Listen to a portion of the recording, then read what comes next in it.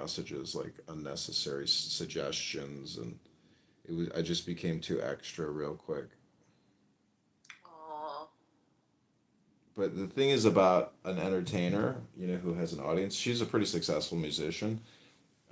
Somebody pointed out to me on this app that they're undateable because they're in a relationship with their audience. yeah. Some of these people, entertainers, narciss, even narcissistic tendencies I that mean, makes them undateable. the problem with narcissists or narcissism is it's still just a concept, meaning that like it's no different than the term ego. It just doesn't exist in the real world. You could claim somebody's narcissist, but you could also like that's just saying they're selfish or mean or nasty or a miser. It's like people throw the term narcissist around a lot, just like the word ego.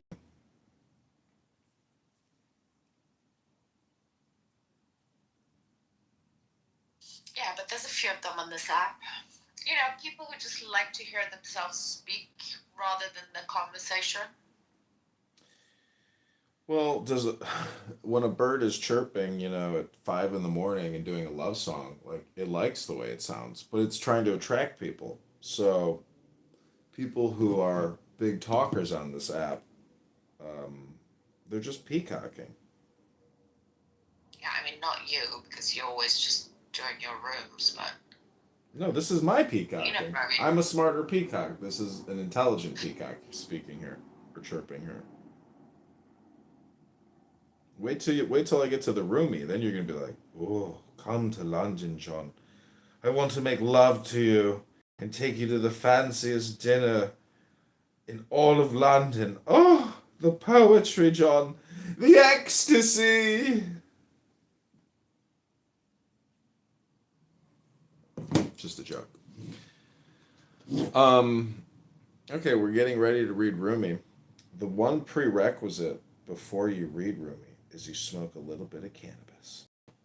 So I'm going to pack myself a little cannabis before I begin reading this ecstatically brilliant poetry by Dr. Rumi, professor of the soul.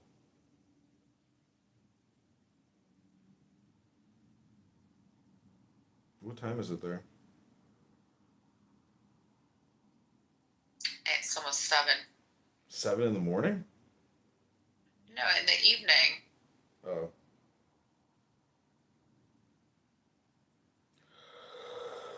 7 hour time difference. I've been sleeping all day. I just woke up. Well, not all day, for a few hours. I Mm, was up all night. I didn't go to sleep till 5:30 in the morning, 6 in the morning. Mm. I find time flies if you're like on this app sometimes and you've been drinking or you had a smoke or whatever you've done. And you come out here and time just flies and you spend your time like arguing with silly people. And I had so many back channels from like random people where I was in different rooms telling me how stupid the rooms were. I'm like, which room are you referring to? Because I'm only seeing these messages now. I don't know.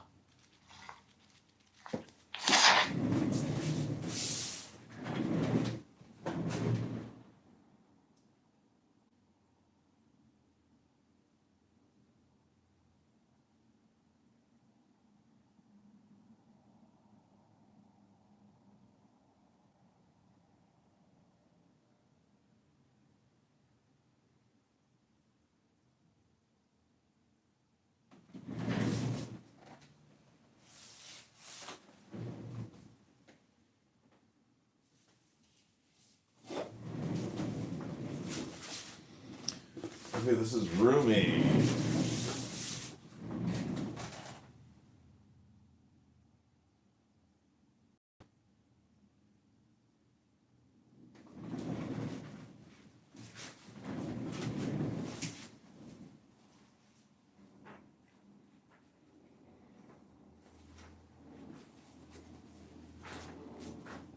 Okay, this is called Cuisine and Sex.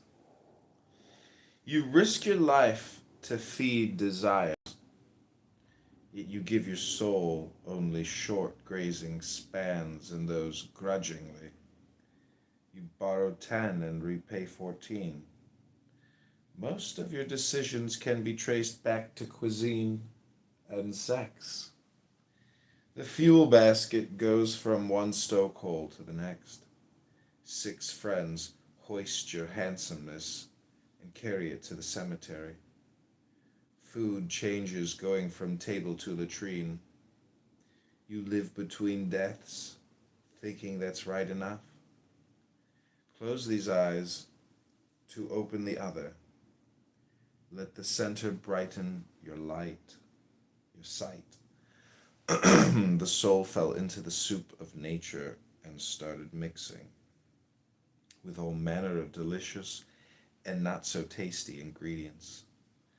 Our actions take on a tinge of those we're near. God keep us from bitter company. Be clear and smiling for those who are glad to see you. Someone who's not, let his way darken like a pen leaving its faltering ink trail.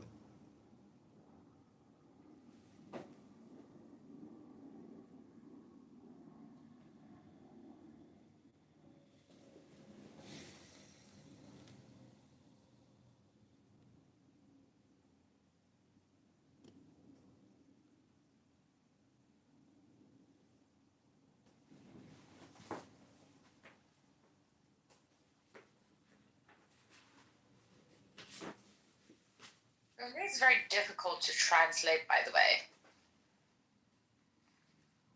You know? Well, It sounds it's very not, different. I'm not translating it. This is like, some scholar who, Yeah, I know, but does it make sense to you? yeah, this is poetry. I mean, it deals with God mostly. I mean, there's wisdom in Rumi's poetry. A lot of stuff like, I read once it said, like, when the bird escapes the cage, it doesn't fly back to see what it doesn't fly back to gather up its droppings. It's like talking about relationships.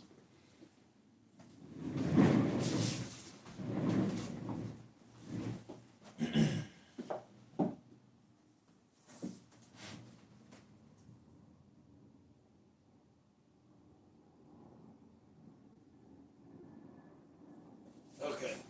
This is the one I'm looking for. This is Love Poems by Rumi. It's edited by Deepak Chopra. Okay, so this is the meditation. Take the deepest breath of the day.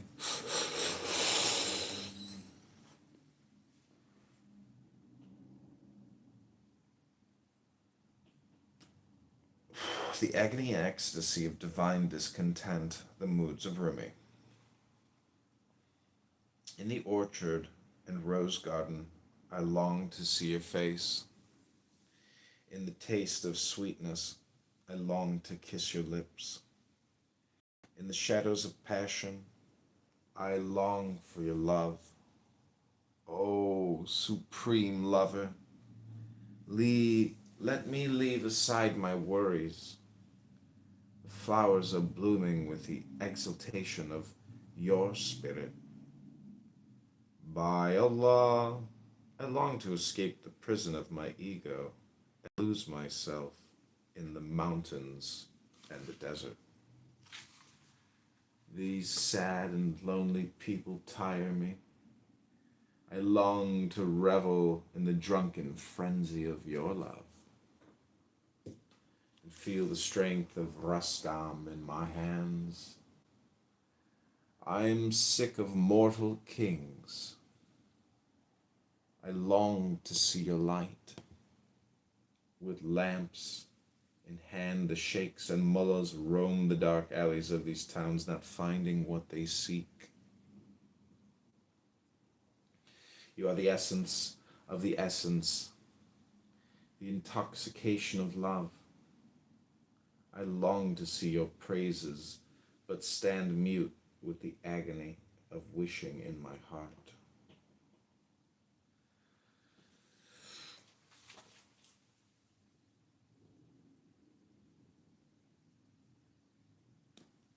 agony of lovers burns with the fire of passion. Lovers leave traces of where they've been. The wailing of broken hearts is the doorway to God. The alchemy of love. You come to us from another world, from beyond the stars and void of space, transcendent, pure, of unimaginable beauty, bringing with you the essence of love. You transform all who are touched by you. Mundane concerns, troubles, and sorrows dissolve in your presence, bringing joy to ruler and ruled, to peasant and king. You bewilder us with your grace. All evils transform into goodness. You are the master alchemist. You light the fire of love in earth and sky, in heart and soul of every being. Through your loving existence and non-existence merge. All opposites unite. All that is profane becomes sacred again. Om.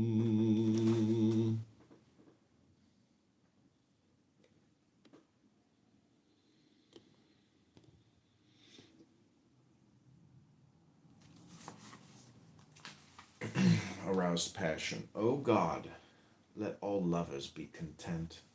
Give them happy endings. Let their lives be celebrations. Let their hearts dance in the fire of your love. My sweetheart, you have aroused my passion. Your touch has filled me with desire. I am no longer separate from you. These are precious moments. I beseech you, don't let me wait. Let me merge with you. The awakening. In the early dawn of happiness, you gave me 3 kisses so that I would wake up to this moment of love. I tried to remember in my heart what I dreamt about during the night before I became aware of this morning of life. Found in my dreams, but the moon took me away, lifted me up to the firmament, and suspended me there. I saw how my heart had fallen on your path, singing a song. Between my love and my heart, things were happening which slowly made me recall everything. You arouse me with your touch, although I can't see your hands. You have kissed me with tenderness, although I haven't seen your lips. You are hidden from me, but it is you who keeps me alive. Perhaps the time will come when you will tire of kisses. I shall be happy, even for insults from you. I only ask that you keep some attention on me. Behind the scenes, is it your face that adorns this garden? Is it your fragrance that intoxicates this garden? Is it your spirit that has made this brook a river of wine? Hundreds have looked for you and died searching in this garden where you hide behind the scenes. But this pain is not for those who come as lovers. You are easy to find here. You are in the breeze and in the river of wine. Know that my beloved is hidden from everyone. Know that she is beyond the belief of all beliefs. Know that in my heart she is as clear as the moon. Know that she is the life in my body and in my soul.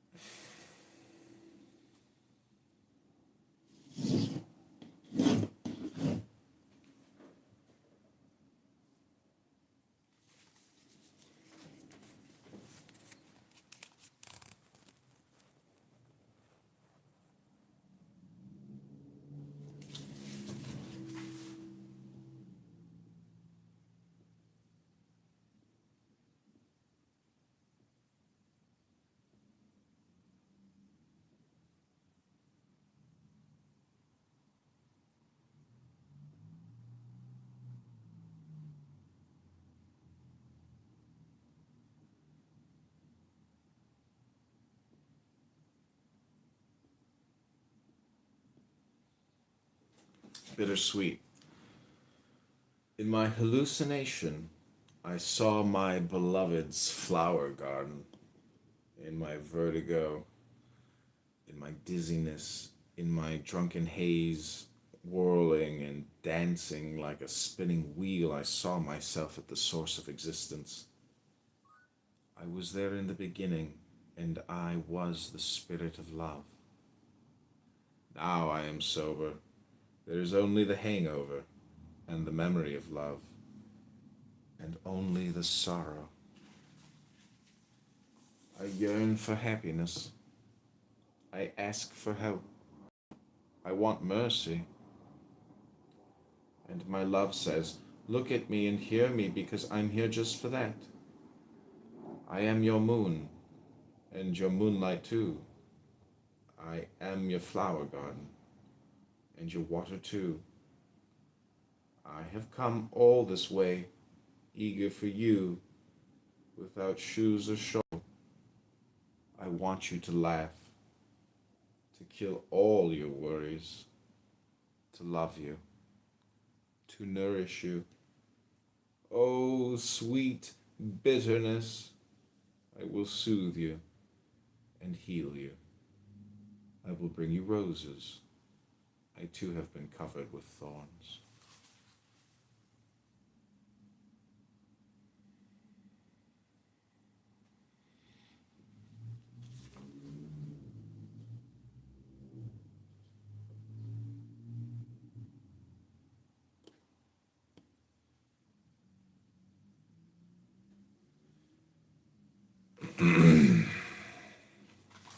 My burning heart. My heart is burning with love. All can see this flame. My heart is pulsing with passion, like waves on an ocean. My friends have become strangers, and I am surrounded by enemies. But I am free as the wind, no longer hurt by those who reproach me.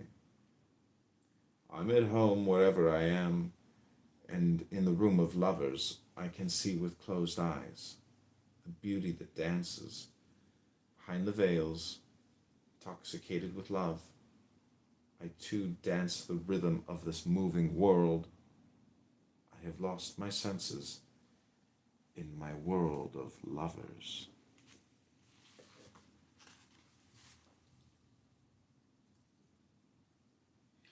My burning heart. My heart is burning with love. All can see this flame. My heart is pulsing with passion. Okay, that's my burning heart. We're going to move on to caught in the fire of love. My heart is on fire. In my madness I roam the desert. The flames of my passion devour the wind and the sky. My cries of longing, my wails of sorrow are tormenting my soul. You wait patiently, looking into my intoxicated eyes. You accept my passion with the serenity of love. You are the master of existence. One day I shall be a lover like you. Come to me. I am your lover. Come to my side. I will open the gate to your love. Come settle with me. Let us be neighbors to the stars. You have been hiding so long, drifting aimlessly in the sea of my love. Even so, you have always been connected to me, concealed, revealed, in the known, in the unmanifest. I am life itself. You have been a prisoner of a little pond. I am the ocean. and its turbulent flood. Come, merge with me, leave this world of ignorance. Be with me. I will open the gate to your love. Defeated by love, the sky was lit by the splendor of the moon. So powerful, I fell to the ground. Your love has made me sure I am ready to forsake this worldly life and surrender to the magnificence of your being.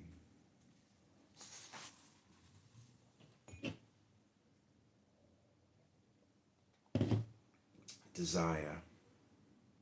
I desire you more than food or drink. My body, my senses, my mind hunger for your taste. I can sense your presence in my heart, although you belong to all the world. I wait with silent passion for one gesture, one glance from you. Do you love me? A lover asked his beloved. Do you love yourself more than you love me? The beloved replied, I have died to myself, and I live for you. I've disappeared from myself and my attributes. I am present only for you. I have forgotten all my learnings, but from knowing you, I have become a scholar. I have lost all my strength, but from your power, I am able.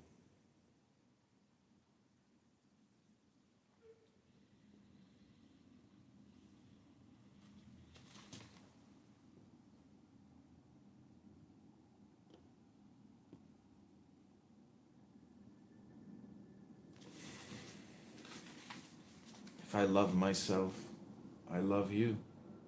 If I love you, I love myself.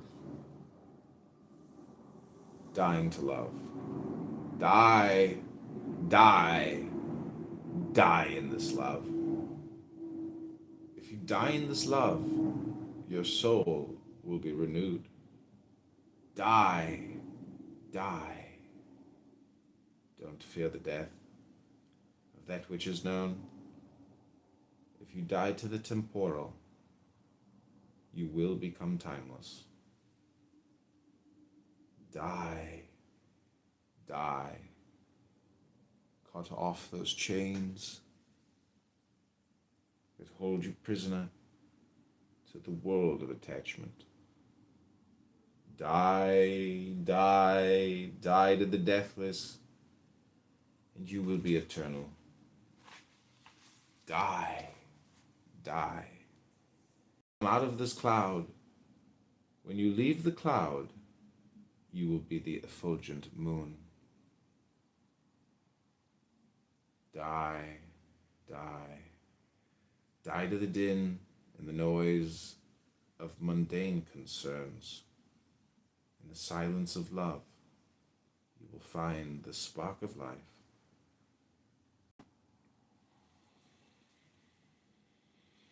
The hunt, the lovers come.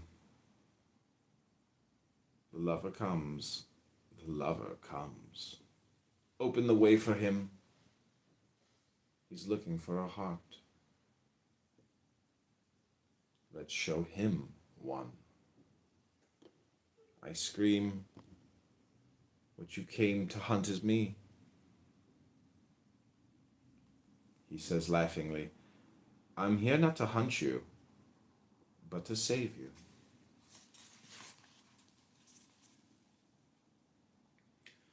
I am, and I am not. I'm drenched in the flood, which is yet to come. I'm tied up in the prison which has yet to exist. Not having played the game of chess, I'm already the checkmate. Not having tasted a single cup of your wine, I am already drunk.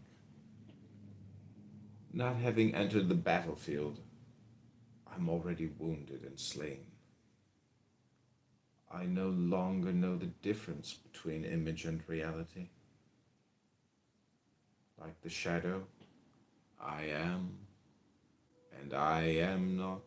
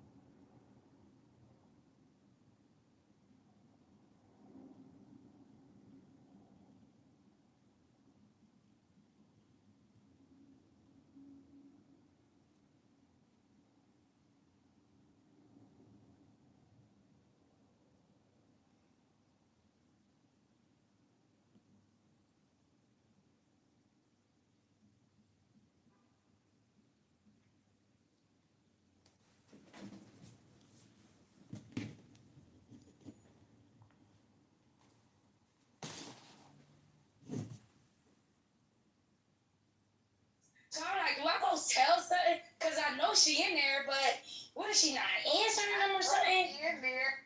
So then, how old is these people? Oh my God. Yeah, so they playing hide and seek. Okay, this is Rumi Poetry Book Deep Hypnosis.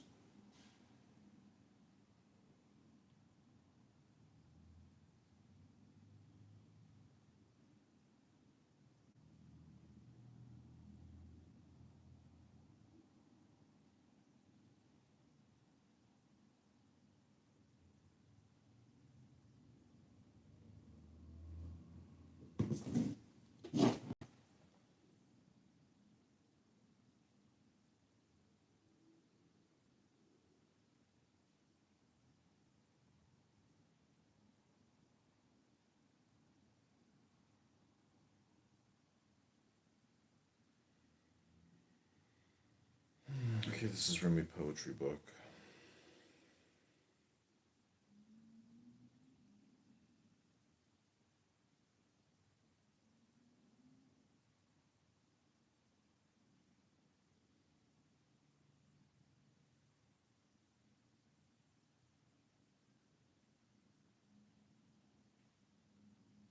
What up, George? We're reading Rumi. We're reading Rumi. Invite people to the room. Come up on the stage if you want to say anything. This is a meditation hypnosis room. An NLP ASMR therapeutic dialectic.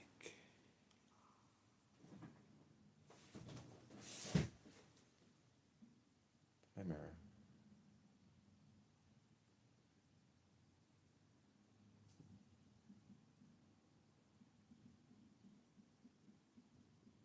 Hi, Melissa. Welcome back.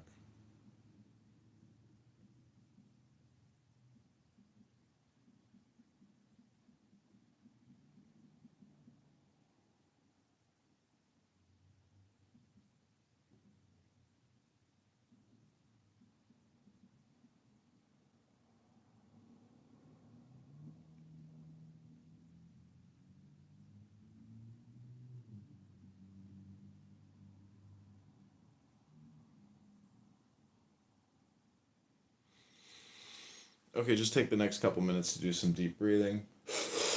I'll be right back.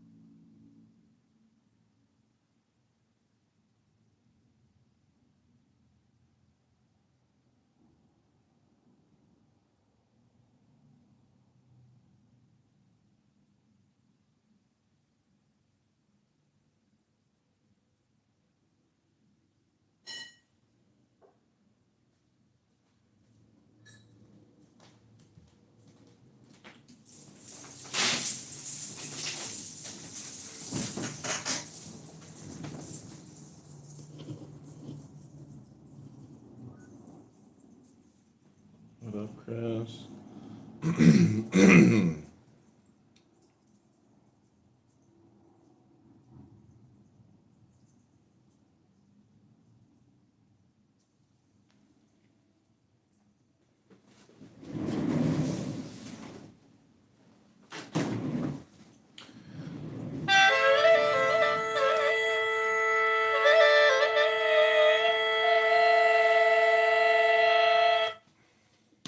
Got a big ass bug in my apartment. Coming out my mouth.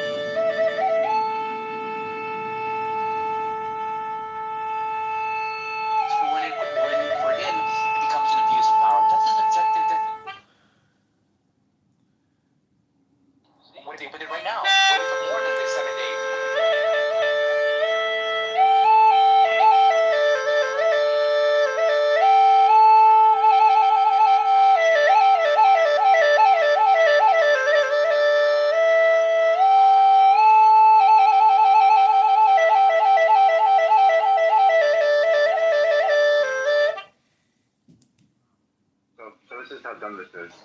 So I put an article in about 20 minutes ago. This was Axios. This is Michael Johnson said, if you guys do this, I'll do that. So this is the tit for tat that we talked about. Thanks. He break it and said, eat. This is my body, which is broken for you. This do in. No, I'm looking for. Look, you see right here, KB. Yeah, what's up, bro? I look to my brother right here. He this is spot. He run the shit, but I just be here with content. So like they ain't believe, but he already checked out. But he want to talk to Demi though. He looking for Demi. You said, Look right here. You see right here. Apologize. Looking for Demi. Hold on, this. apologize. Yeah. Who want to apologize? That she need to apologize. That bitch Not be true. true. She don't got to apologize. Oh yeah. Yeah, but listen. What categories? And the one that jumped into my head just now, Muhammad, as an example, is Beni Adam, mankind. You can be used credibly. She was very pleasant in her tone, very pleasant in her demeanor, but the end result, the effect was still the same. Once you know what a person is saying, regardless of how nice and sweet and sappy it sounds, the end. Bro, I was in Kenya. Hold up. God damn, bro. I'm about to go on to work. Please let me finish this. Shit. So look, when I was in Kenya, all the little African kids did not play with me. All the real quick. These people right here are they getting saved alive? Let me ask the better question in the yes or no form. Can you save alive these people? Yes. Not the 7 Canaanite nations? Yes or no? Yes. Okay. So now I'm going to expound. So now I'm going to expound. Hold on. Moderation. You asked a question. It was clean. You want to expound on that question? It was a clean yes, too. You heard it, didn't you? Yeah. Before, like, there was not like an empire. They were like kind of like, I guess, Greek city states, if you want to call it that. So like there's an example of people organizing just their communities in Africa, like the Igbo too, for example. We're losing. You guys. We're losing. You guys are losing because so many people become apostates. That's why you're No, because these people are gonna burn in fucking hell next to Allah, who's Shaitan. Yeah, Shaitan is Allah. That's the same person.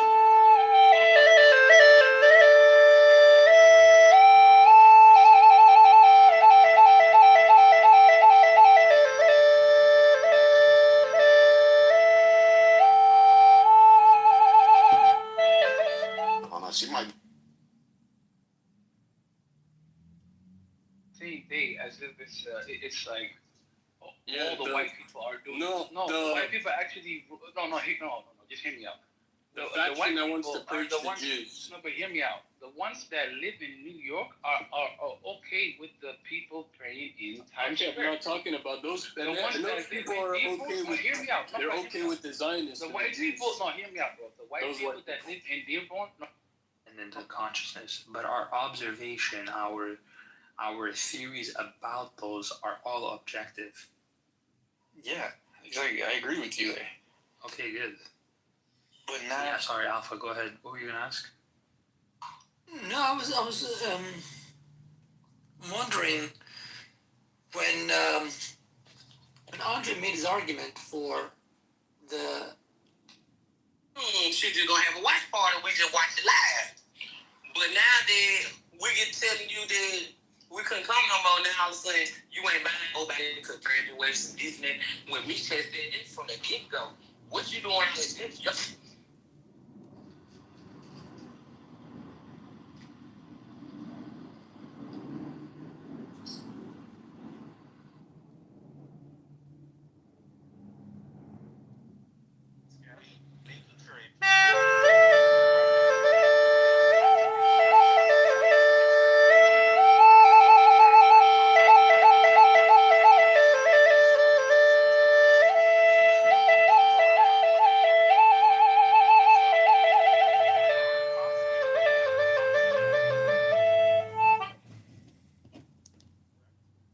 Yes, that's yes, correct. but it doesn't Okay, say hold on. specifically. I know. I'm gonna read what it says. All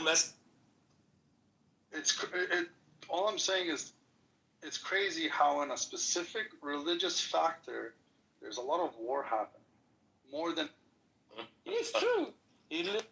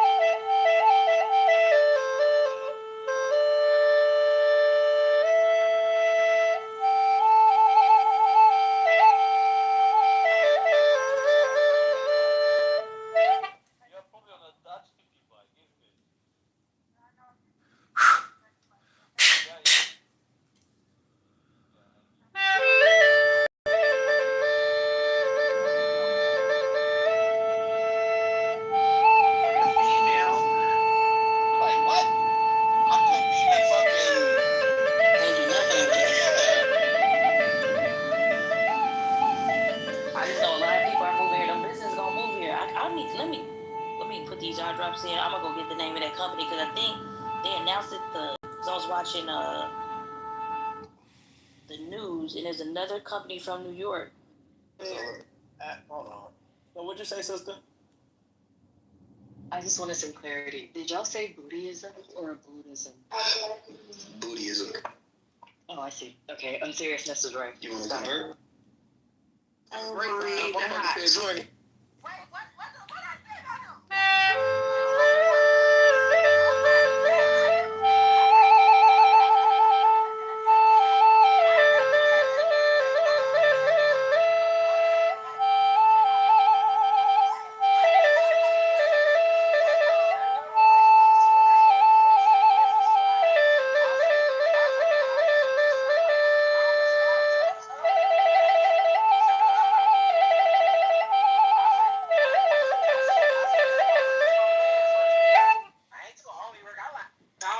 You was talking. Tell him.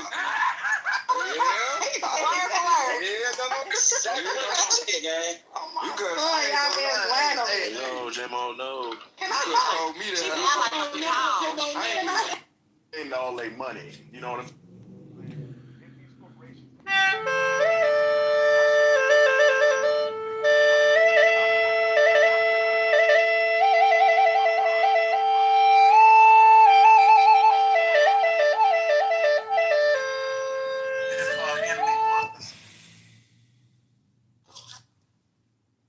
Yeah.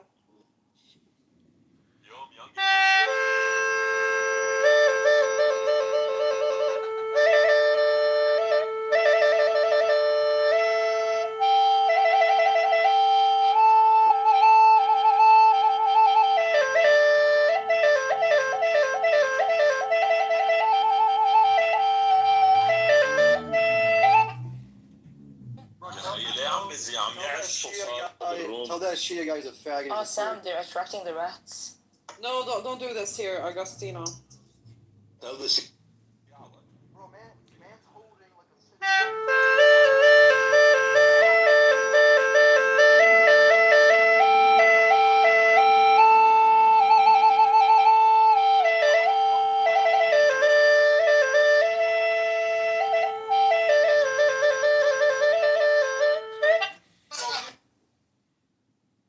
Got to add in. All praises, all praises. I've been hearing that all day, all night, you know. Give me that Luke 21. I don't know if y'all read it. I've been moving around. Like objectivism, and I'm just telling you, like, no, but objectivism is right. But objectivism is right, and I can't tell you why it's right, and I can't contrast other views to tell you, like, oh yeah, like I actually know what like the opposing views are. Then I would say, like, yeah, holy shit, I'm actually being dogmatic because I don't know what I believe in or why I believe in it. I just accept it on faith. But I'm literally. It's the same thing with the argument, with the anti-Western argument, when they say, "Oh, the West is 1, 2, 3, 4," and I say, compared to what? Exactly. And the whole conversation breaks down. Yeah, because like thing called .club, and we got it, and we sold that to GoDaddy a few years ago, and it's been 14 years now between Windows, but ICANN, the organization that runs the internet, They're opening up new GTLDs, and that could be a great opportunity in 2026. I think that's got to hit our list. Eileen, I know you were gonna say something there as well. Yeah, it ties in actually regulation, energy, and real estate. Sort of a little bit of an idea, but I'm hopeful that some regulation will be applied to some of the heavy AI players in the field.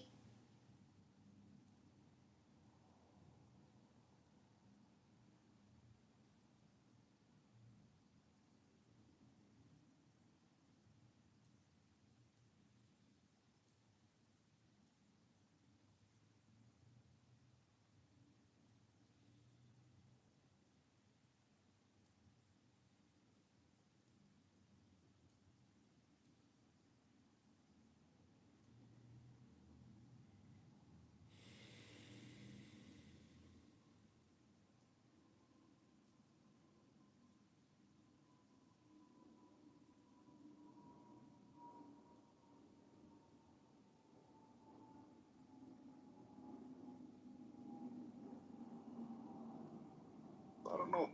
They just come for you.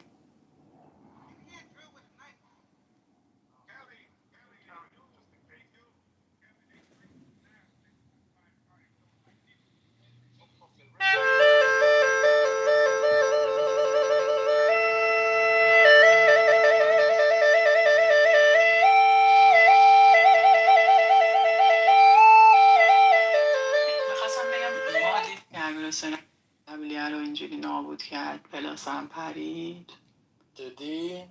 آره پلاسه پرید. بعد آخه داستان الان اینجوریه که دیگه نمیتونم بگیره جدید میگه این آردی شما تا مثلا نوامبر 2026 این فعاله پلاس اصلا Alright, let's get it. So look. This is a real story. This happened earlier this week. So if y'all don't know who George is, I answered your question. And you're not accepting the answer. Your God You're is not saying accepting the answer. that if a man fucked a prepubescent little girl after his man.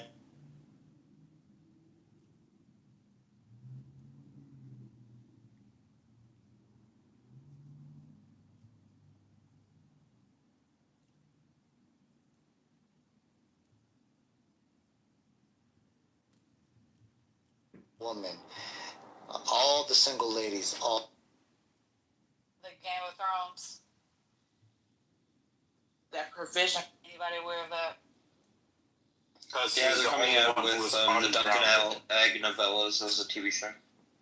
Okay, I have no problem. You were really into Game of Thrones, right? Yeah, that's Close very into Game of Thrones. I got so bored of I don't know, 5 years ago. I was like, Are you like, dude? Oh Do my you God, believe that the Minor AP House. analysis kind of focuses like the Black brackets. Americans for the most part, and kind of disregards other Black identities across the world. So like, I think it just focuses on mostly those who are when people come here, cooking a lot the of West chattel is- enslavement. No, I in came to America. the West. My family came to the West. Yes, It's of course another the West has level. problems. So the industry doesn't It's mess with her. humans Like live they here. don't. But at the end of the day, she's gonna make money for her label. They need So she's food, gonna get they all need the same sex, resources. they And need housing. Azealia Banks has never had But that. when you She's say never the actually way, had. compared to what? Please, for goodness sake, for whatever sake. Because of tax reasons, because just policy. Like, you know, here's the thing about a lot of Democrats, right? People like Obama. White nationalist Christians are for things like critical race theory? No, why not? Well, because they benefit and they profit off of they profit of colonialism. Okay, so that's even why I'm getting neocolonialism. these YouTube But what clips does all this the have time. to do? What is critical race theory, bro? What does it have to do with Are you getting them as colonialism? well? So we're getting there slowly. What You does say- white you say- nationalism have to do yeah, with colonialism? yeah, you just have to track the conversation. This goes back to Biden. No, my You're so weird. You is weird. I love you. You're so weird. I think if you caught you caught me on God. You beat your ass, call me.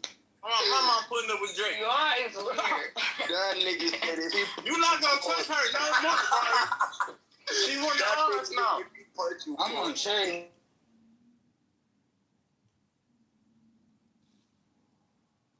Doesn't the hip-hop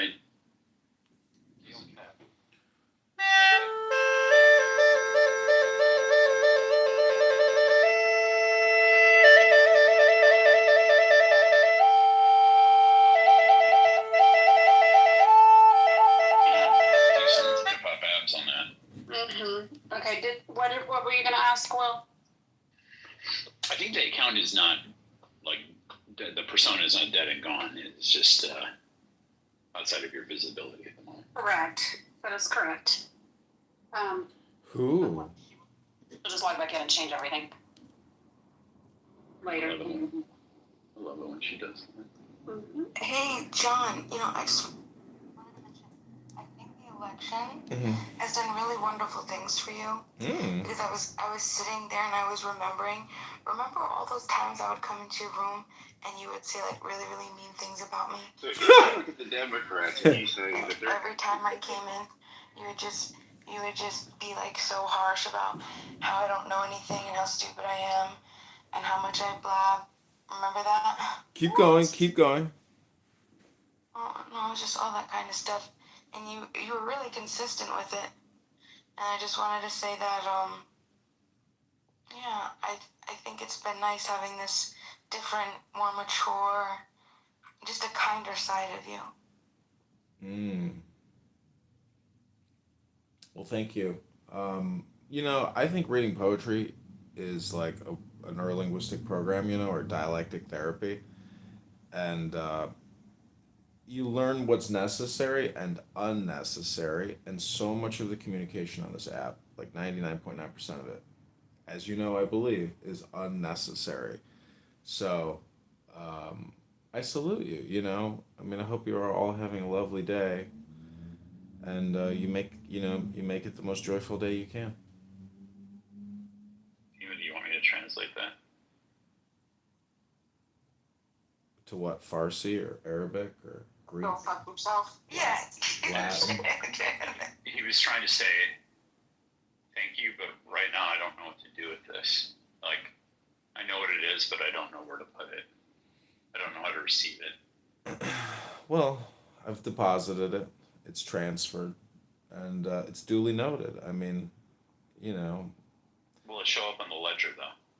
See, I received something different, and that might be the difference between a objective mind, which would have been Will's, and then my mind, my insecure mind. But I feel like mine would have been more accurate. What I heard him say was, well, I still think all those things, but I realize I don't have to say them. Would that be who was closer? No, see, I don't think you're stupid. Obviously, you're an intelligent woman. And, you didn't cite anything specific. First off, it was a very vague generality about how I insulted you, but it was nothing specific other than I teased you. Because they were just insults. No, they were insults. You have hours and hours and hours of the insults. I would come in your room and you would just insult me. You would introduce me on your stage and you would insult me. Well, see, they were just constant insults. Yeah, okay, sure. No, I'm not going to remember the insults because they weren't important enough for me to remember. Well, I record everything, so right. Feel free to go back to the timestamp that you think I lobbed these supposed insults. Which wait, hold on, wait. Supposed insults. Wait a second. What are we talking about here? I've had. Listen, how many? You don't think that's what you did to me? Well, how many times do you think we've talked? No, Bima, he does that to so many people. You can't expect him to keep track of that. Hello? See, Bima, we've had many conversations though that were not insulting. You and I personally in small rooms or just like over the years at this point. So my recollection. No, you're confusing me with other people. Oh no, I'm not. The first real conversation I ever had with you was this year, sir. It was this year, and I was shocked. Yeah, maybe this year. Yeah, it was this year, and there were two other people in the room, and I remember it very specifically because we were all having infinite abundance was one of the person that was in there, and I was like, wow, hold on a second, this is a whole different John. I've never gotten this side before. I was very Well, I I think so, but well, maybe that's just for you to remember. You were really harsh for a really long time, and all of that was recorded, and you were so mean and so cruel. But I'm glad that whether you weren't aware of it or whatever, it's not here anymore. I'm grateful that John is gone. this conversation reminds me of shit that my mother says. And all I can say is check the record. There's a reason why I record everything because I am trying to do self improvement. And if I did do something which was, vulgar, I don't think it was vulgar what I was doing, but if I was disagreeing with you politically with regards to revolution or anarchy or some type of position that you have and you took it personally, I wouldn't necessarily call that a personal attack on your character or who you are or your I'm not gonna be intelligence. gaslit by you, John. I'm sorry. Like, stop. Please just stop. Because I'm not. I mean, like, it's. If you don't, I would encourage you to. I don't care enough to because I lived it once and I don't need to go back and listen to it. But apparently you don't remember. I remember because I remember who's cruel to me. We tend to remember those things. I don't think I've ever really been cruel to you, though. Make fun of the things that you would say to me in other rooms, dude. I will not. I just want to repeat back to you what you just said to me. I will not be gaslit by you. I don't know whether to take you serious or not. I will not. I don't know whether to take you serious or not. You have the hours of recording. Please go listen to it anytime. I encourage you to. And no, I disagree with people on a daily basis. That is what I love to do. I would much rather be in a room on stage with 100 people that disagree with me than 100 people that agree with me. That's why I go into these other rooms where everybody on stage disagrees with me. The only pro-pally boys on a whole stage of 20 people. I do it all the time. I never have issues with people insulting me. I understand that they don't like my positions, but they stay, focused on the topic. I'm very, very aware of the difference between a character attack and an attack on a position.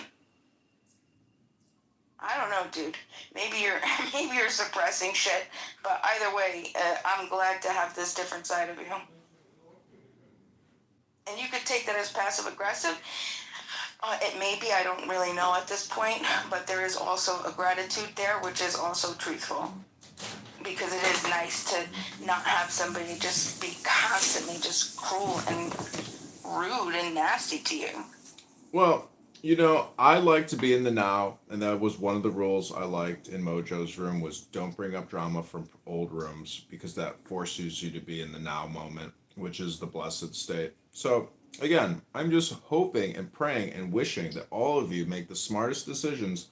Maybe read a book to have the most joyful day you can have. Amen.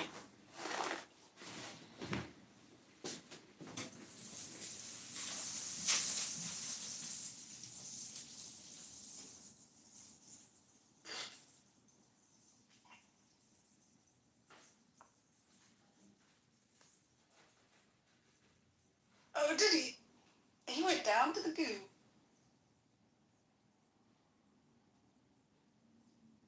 I like this. Resolving problems. Who's next? I'm sorry, I mean, we're working on Will's flat ass. We're working on Prima and John. You can't. Who's next? Please don't talk about my ass with John. Oh, I'm sorry. It's going to be archived. Yeah. It's going to be archived in infamy, and it's probably going to be part of some AI data set 1,000 years from now. Okay, so what do you think happens? I'm sauteing some potatoes now with my onions. What do you think happens to the bone broth if I stick a little bone broth in there? Am I boiling out all the good stuff? Well, you've taken away the caramelization that's occurred. Sort of thwarted that. Oh, but it's so beautiful and brown, I don't care. The onions are gorgeous. Well, I didn't understand it. Was that like a celebration of I think don't boil the broth. Heat it up, but don't boil it. That'll Don't boil it. be a better way to go. Yeah, just get it warm, but don't boil it.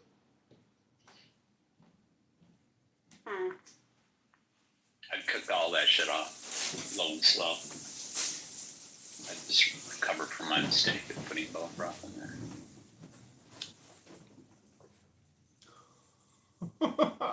It kicked me.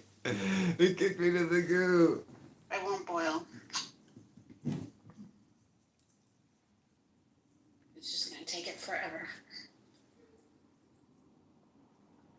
So it'll be 5 o'clock again.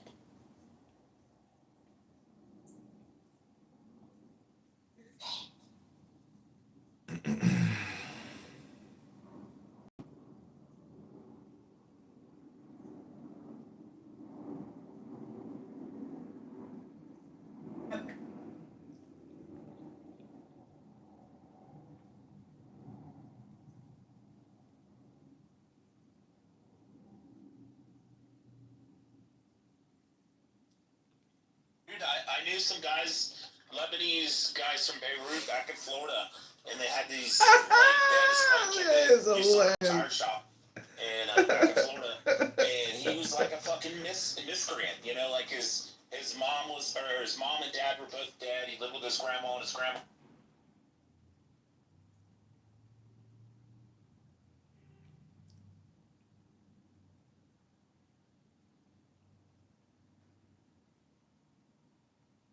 Balance, Council of Balance, Council of Queercy, to sinus.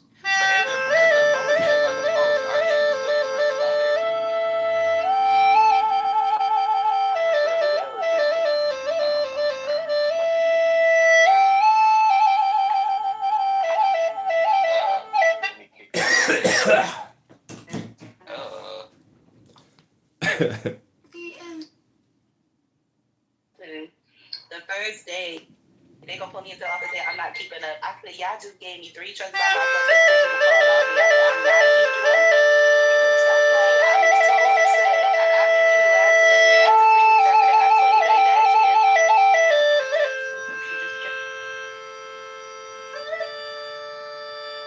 A lot, everybody in here kind of new.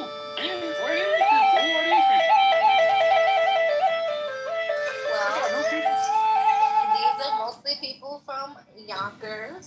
Oh, I remember when Bart, I don't be on here that much, but I remember when Bart made the room. It was like a couple months ago, like 3 months ago or some shit.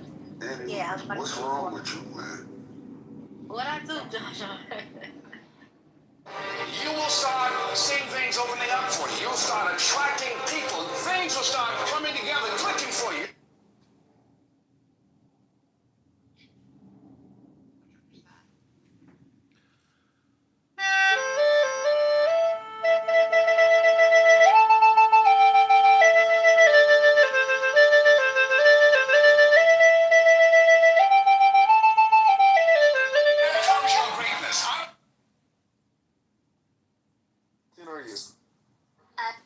And my family's from like the East Jerusalem area.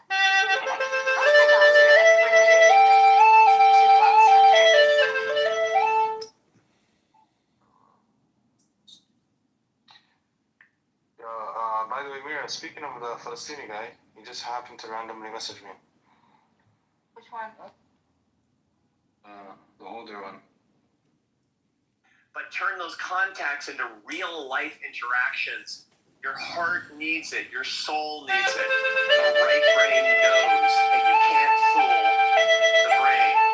Lesson 3, how do you exercise the right hemisphere? By doing the things that you really need with the time that you've gotten from the technology that you're talking about in this summit. Love abundantly. My friends, I got the data. I've been doing this for years.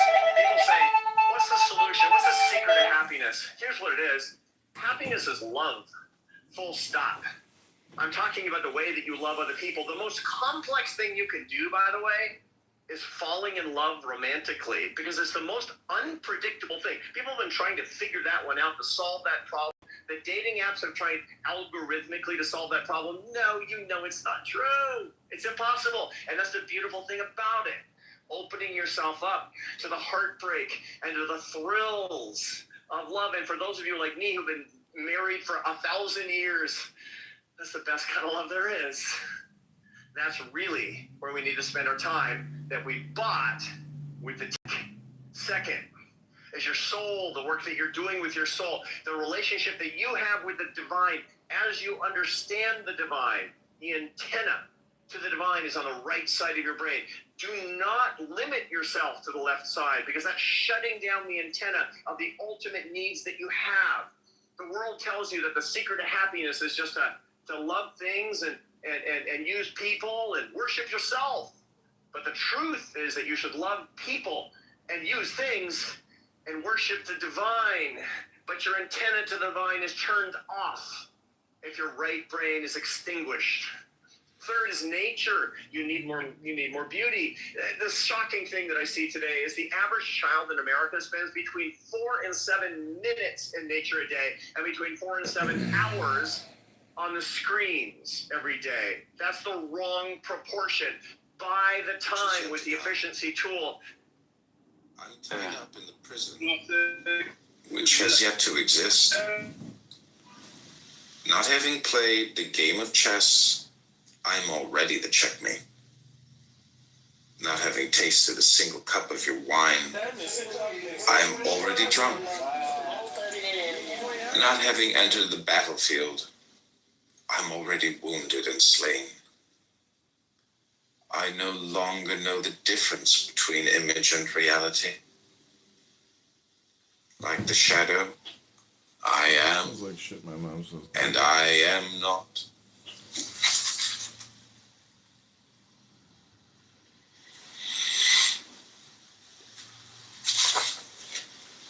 Which is yet to come. I'm tied up in the prison, which has yet to exist. Oh, Nora Bandura. Not having played the game of chess, I'm already the checkmate. Not having tasted a single cup of your wine, I am already drunk. Not having entered the battlefield, I'm already wounded Harlequin and slain. this year, my man. The man with a plan. I've been reading Rumi all morning, working on my happiness, unlike other people on this app who want to just like stir the pot, create drama again, bringing up things from the past all the time. What are you saying, John? Like we don't need all that to create drama. We can just create the drama right here and now between the two of us. No, the point is, in the now, there's no drama. There's no drama? Not in the now. What's everybody doing? Creating drama. So loud and noisy about There's a saying that you are the sky, everything else is just the weather.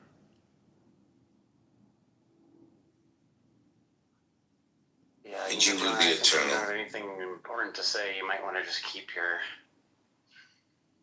conversation to the weather. No, meaning that you are the all, and that everybody else is just an emotional, bowl of soup. And they just want you to stir it a little bit. Why wouldn't you be included in that set? What exempts one from that set? Hold on, I gotta call this. Anything? What'd you say? I said, what would exempt one from that set that you referred to? A set? What are we, like, some kind of like data scientists or some shit? Well, whatever. No, look, I'm not invoking set theory necessarily. It's the colloquial usage of that group that you characterize the drama. What exempts someone from it? Hello? Hi, is this Bungalow? I tried to make a reservation, but I got the time wrong. I made it for 5. I was wondering if it's possible to do like 7:30 instead. Yeah, let me take a look. You said you made a reservation for tonight? Yeah. Yeah, give me 1 second. What was the name under the reservation? John Kitover. I thought it. John. Yeah, we've got you booked for 2 guys, and you were hoping to to change that to something a little later? Yeah, maybe 7:30. Yeah, let me see if I have anything available. Give me one sec. Sorry, it's November 7th. I was confusing that for 7 p.m. Oh, no way.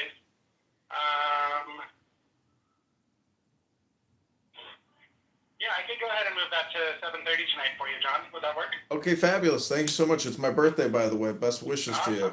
Happy birthday. We'll see you later. Okay, thanks so much. Bye-bye. Cheers. Wow. What a miracle, Harlequin. What happened? Success. That's what happened. Oh yeah, well, reservation went through. My attention petered out there at the end. I'm talking to my delivery driver. What happened? I got us into this like super hard RSVP restaurant for 7:30, which is, prime time reservation. Who are you going with? A doctor. An oral surgeon. Nice. Oh, wow. She already told me though, no late night. She's like, I got work at 7:30 in the morning. I'm like, well, what does that mean? Like, I'm just taking you out for dinner and dropping you off? Because that's lame. On a Friday night? I'm sorry, say that one more time? Yeah.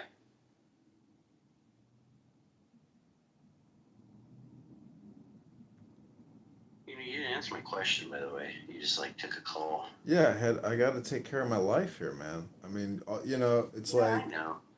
But you do avoid me often. What do you think's more important? I realized that the other day, too. I was thinking about it, how I've kind of been under the impression that I've avoided you, just as I've avoided my higher self. But, you've avoided me as well, and why shouldn't that be the case? Yeah, I agree. When magnets aren't meant to, come together, right? This ain't nut to butt to nut, my friend. This isn't some kind of LGBTQ conversational club. This isn't nut to butt to nut, buddy. I am here for self-development and personal improvement. So, it's about, unfortunately, developing myself. And in the process, I hope that other people might get a clue that, they're the weather. Do you think you're creating or cultivating and creating, or do you just think you happen to be catalyzing? I think those things can be very different. I think you can be a catalyst, and it can almost be seemingly unrelated, right? It should be the case that I could catalyze some event subsequently, right? It could be unrelated, other than just the bare bones of it. I do X and that causes, Y, and down the road Z. But they may not have any other identity relation on the surface of it, right? Whereas if you're trying to cultivate and create something, I don't know, it seems more deliberate toward that end. I imagine you catalyze. Let me ask you a question. I don't know that you're doing much to create. Let me ask you a question, Harlequin. Right? Let me ask you a question here. It would have been really great if I could have finished that point. We really had to punch you in there. Go ahead, repeat it. Get that punchy. On a person's conclusion, it just makes them look like they've been gibberating the whole time. Gibberating? So never saw that in categories. Let me ask you a question. Describe to me putting together a plate of Thanksgiving food. And then tell me which item on... Or a plate. A plate. And then tell me which item on that Thanksgiving plate. I don't play. Can we do the plate? What item on that Thanksgiving plate is the catalyst? Go ahead. The catalyst for what? You were talking about catalysts, and I'm asking you to describe what is a Thanksgiving plate, on your plate, and what item on that plate, which food item would you consider the catalyst? I think I could better get an idea, and we could shape it by way of understanding what it is that ends up being catalyzed. Well, you just basically gave me a bag full of items, and I'm trying to create a metaphor to basically tell you that, everything you're saying is somewhat pointless because it's the all, and unfortunately, you are discriminating, and therefore I have to say, your intellectual, philosophical position is very tentative and at risk of falling apart instantaneously.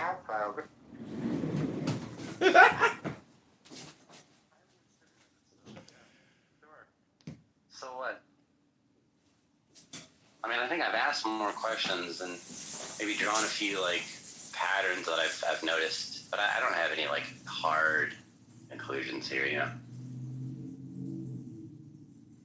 just something I've noticed. It just seems to me that like it's a label or even a veneer to say I am here for development, but if I point to the room being empty, or if I just ask the simple question, are you trying to cultivate and create it like deliberately? Because then it would just seem that, to me, it would be the case that you would be all about the furnishing of the content of what it means to be developed or to develop oneself, instead of just simply reiterating and recapitulating the label, you know, the category. This is self-development, right? Like, okay, but in virtue of what, other than just the assertion? Because it seems to me, like I was saying earlier, Bree so rudely cut me off, is that, if, as I said, I used to think that, you know, I'm avoiding you, but I've more so recently come to the understanding that I think you've avoided me as well. And I think there's a reason for that, right? Like, polar opposites, but like in a way, polar opposites have much in common for that like same reason. If you look at like archetypes and tropes, like literary tropes, are like this. Give you an example. Do you? I don't suppose you watch. Well, are you familiar with like different tropes, like the empty hero trope, for example? That archetype. It's a somewhat modern label, but it's on a age-old archetype. Are you familiar at all, even vaguely, John, with that? No. Yes.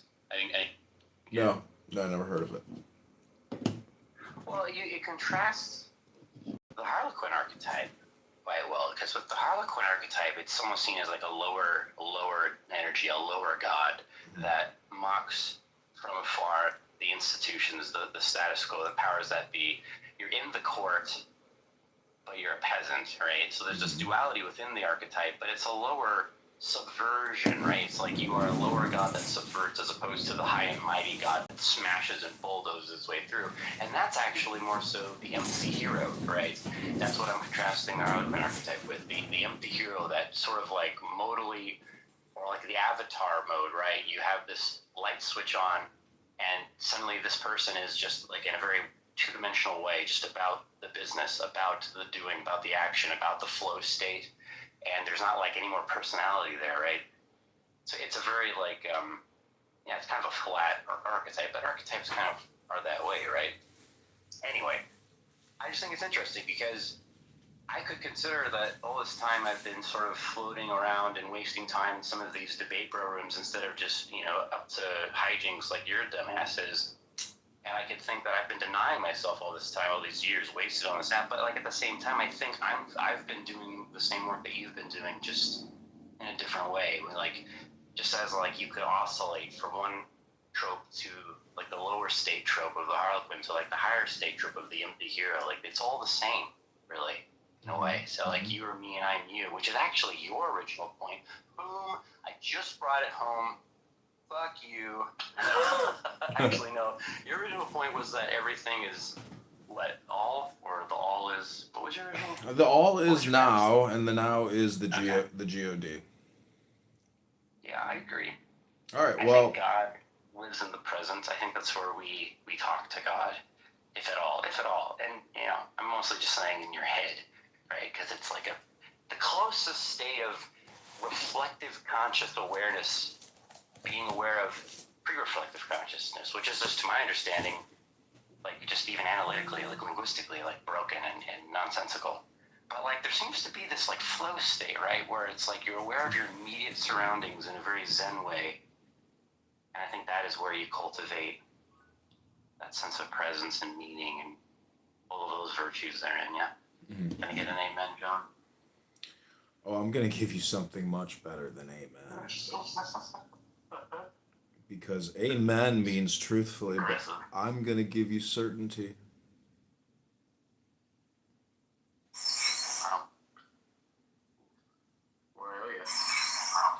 Have you seen that movie Wishmaster? Wishmaster. I'm not. Well, you should go on YouTube and watch it. It's just kind of funny. All right, then I'll do that. Good day to you. Oh wait, I'm not finished yet. Oh, he left. Okay, Tara Q Chavez.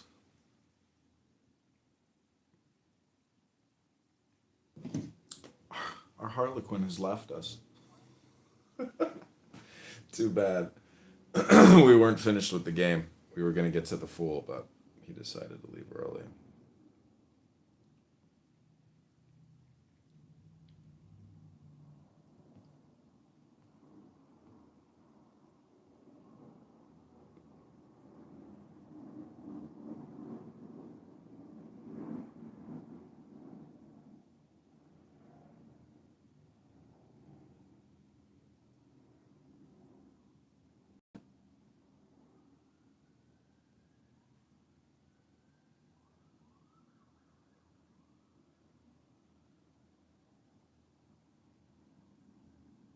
You understand that?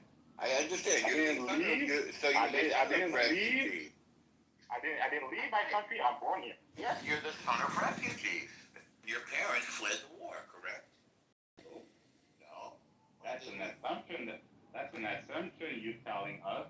Like the assumption you just made. And you again, and again. It's a pretty logical assumption. And again, you wrong. Oh, really? Why did your parents flee the Central African Republic? I don't have to answer you. No, you Who don't. said that they? Who said that they did that? Because the answer is obvious. No. Yes. Yes, it is. Oh, maybe you let other people speak a little bit. All right, let's have other people speak. Go ahead. I want Canada a little bit, let other people speak. Candidate, why you are not my friend? Candidate, who are you? We are friends, Amos. No, I haven't seen. Now we are friends. No. Till now, only you ask me, but I don't know who you are. You want to remind me who you are, candidate? I live in Chicago. My grandparents are Jewish. My father's Jewish. My aunt is Jewish. My uncles are Jewish. My cousins are Jewish. And where do you come to Israel? Last time I was there was 2017, maybe 2016. Tel Aviv. Stayed at the Dan Hotel. You be smoking that for that weed. That's bad. Gaza cheddar cheese. That's bad. That real Tel Aviv weed. I see. Well, if it helps you coexist in the now, well, then you're in the blessed state, the peaceful state. So, mazel tov. Mazel tov.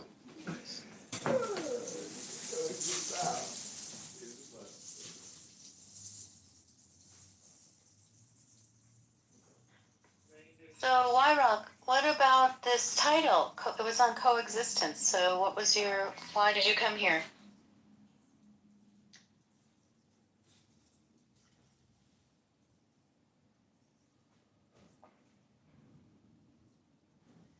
And we're not hearing an answer. Maybe he needs more aid for his civil war from Israel.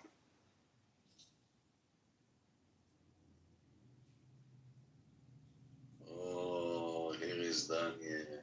Long time I haven't seen Daniel. Here comes the biggest Kahanis on the app. Yeah. One of the most biggest in the clubhouse. It's true. Excuse me, I wasn't there. Somebody was talking to me. No, Wyrock, we were talking to Daniel. Shabbat shalom. Shabbat shalom. Shabbat shalom, Machi. Shabbat shalom, everyone. Even to my favorite Hamasnik Amos. Shabbat shalom, Amos. What about the Kahanis from Brooklyn, Norman? The Kahanis.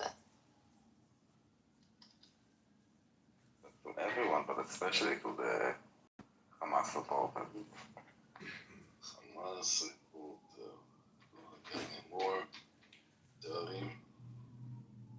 Can you believe the chutzpah of these Hamas in the tunnels? They don't want to give up their weapons. They're in the tunnels and they want us to get them out of there, but they don't want to give up their weapons. It's kind of unbelievable. I want weapons allowed in Israel. We're talking about Gaza now. I mean, it will quite be unfair if like Israel has weapons like that. Why, Rock? We're talking about Hamas terrorists in the tunnels right now. Hey guys, could I just speak to Amos for 1 second? Sorry. Go on. To connect. Welcome to Connect. Amos, are you there? Sexy voice like this. Oh, shut the fuck up. Listen, don't say that. I just wanted to say, could you stop giving Samson mod, please? Because he keeps kicking me and my friends out from your rooms for no reason. Samson? I never give Samson a... He's been getting mod the past week, and I keep getting kicked out for no reason, and my friends keep getting kicked out too. Okay, stay. Samson will come in a minute. I want you to come and to hear you. Why you think he kicked you? No, honestly, I don't even comment. I'm just in the audience, and then suddenly he just kicks me, and he's the only mod besides you. Allowed to. First, I had you back. No, everybody had me, and I don't let them. I apologize. Second, I don't agree any moderator I give. It's a block. It's a rule. It's something like iron that nobody is allowed to block someone or so out from the room. Only I allowed the green to mute, or if people like Amoro bothering so much, so we can put them down on the... No, he just keeps kicking people out, so please don't give him moderator again. Okay, I'm very regret that you told me, but I would like you to stay. And I'm gonna stay, but just don't give him listen to Samson what he has to say about it. I'm sure in 10-15 minutes he will arrive. Okay, thank you. I know he will be here. I like to hear his side, not only say kicking. No problem. Sorry guys, continue. Back to coexistence now.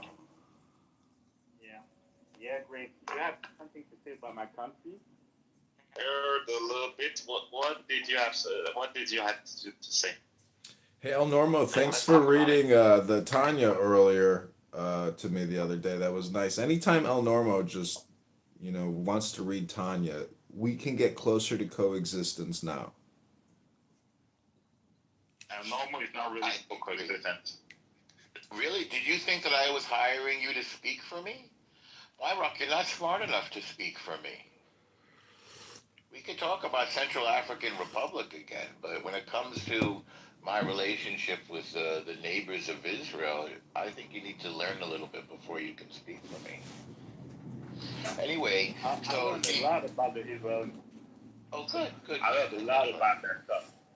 So let's talk about it. Well, we're talking about the Hamasniks in the tunnels right now. Let's talk about it. We are.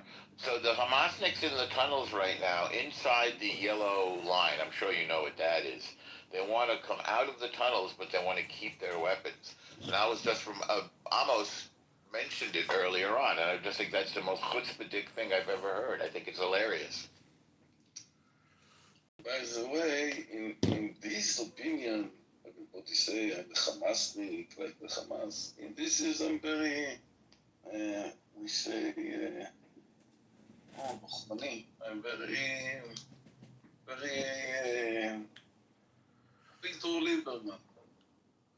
The way you think about, they go out with their hands up or to get them. So we move them to Israel, investigate who are those people. Some of them are killing our soldiers today.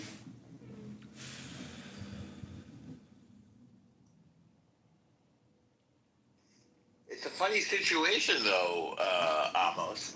And I'm surprised Israel is not just killing them. But maybe we want to use... You honor Majesty Donald Trump will not let Israel kill them. You could be right, but how would Isn't he it funny even how know? Amos has a coexistence?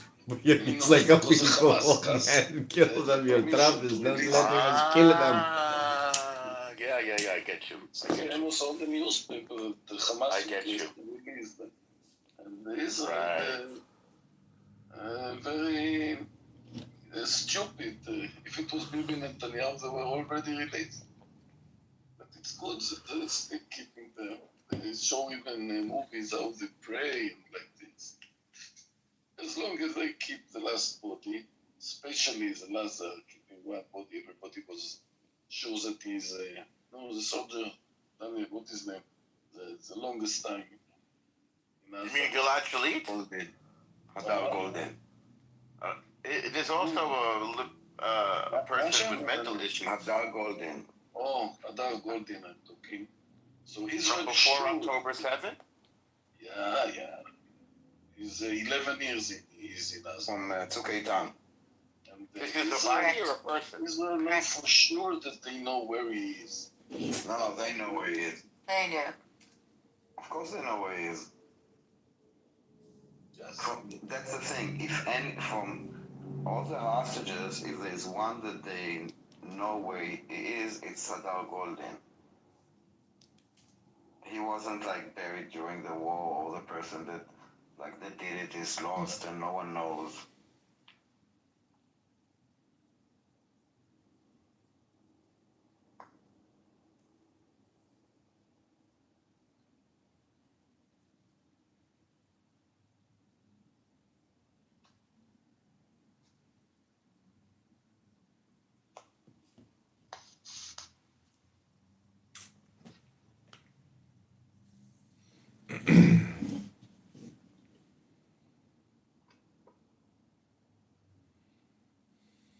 Hello? Hello? You want to read some Tanya? Well, I have some Rumi. Do you want to hear some Rumi? It's just Rumi love poetry.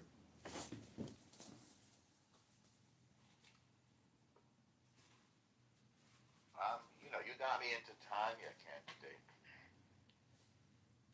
Well, my friend, my Jewish friend Max and his father have a business called Pronunciation Workshop, and they teach international speakers how to speak American English, and 80% of their customers are Muslims. And they absolutely love my friend's father, Dr. Gruber, who is a speech therapist. And I was telling him you should offer a course on poetry reading. And I like to think that what he does is actually hypnosis for his clients, but he teaches his clients how to speak American English. And anyways, I told him he should read Rumi. Then he was worried that Rumi might have, anti-Jewish stuff in there, and there could be, but this Love Rumi poetry book I have does not. But it's a really nice poem. I'll just read you a quick one. It's called Surrender. It says, "In love, nothing is eternal but drinking your wine. There is no reason for bringing my life to you other than losing it. I said, I just want to know you and then disappear. She said, knowing me does not mean dying." So it deals a little bit with the Shekhinah, like the feminine aspect of the divine or God, stuff like that.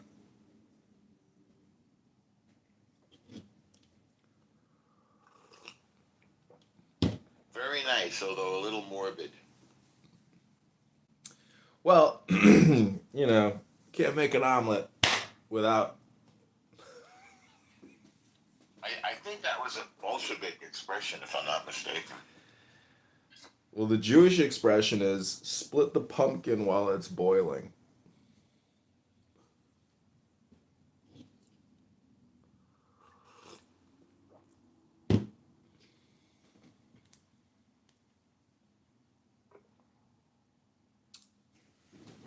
Where's that expression from? I have this book on Jewish folk tales, and also the made-up Yiddish word fushta, which is used by That's Mel exactly Brooks. what I thought. I thought it was Yiddish more than Hebrew. Yeah, it's a Yiddish folk folktale book. Yeah, it is. It's really interesting. A lot of interesting practices, like when to cut your fingernails, all kinds of weird little things to. I think they're like little Zen sentiments, you know? Like when you cut your fingernails, that's like a moment to be in the now, like the eternal now.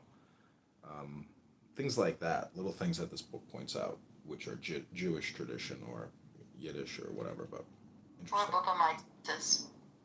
What was that?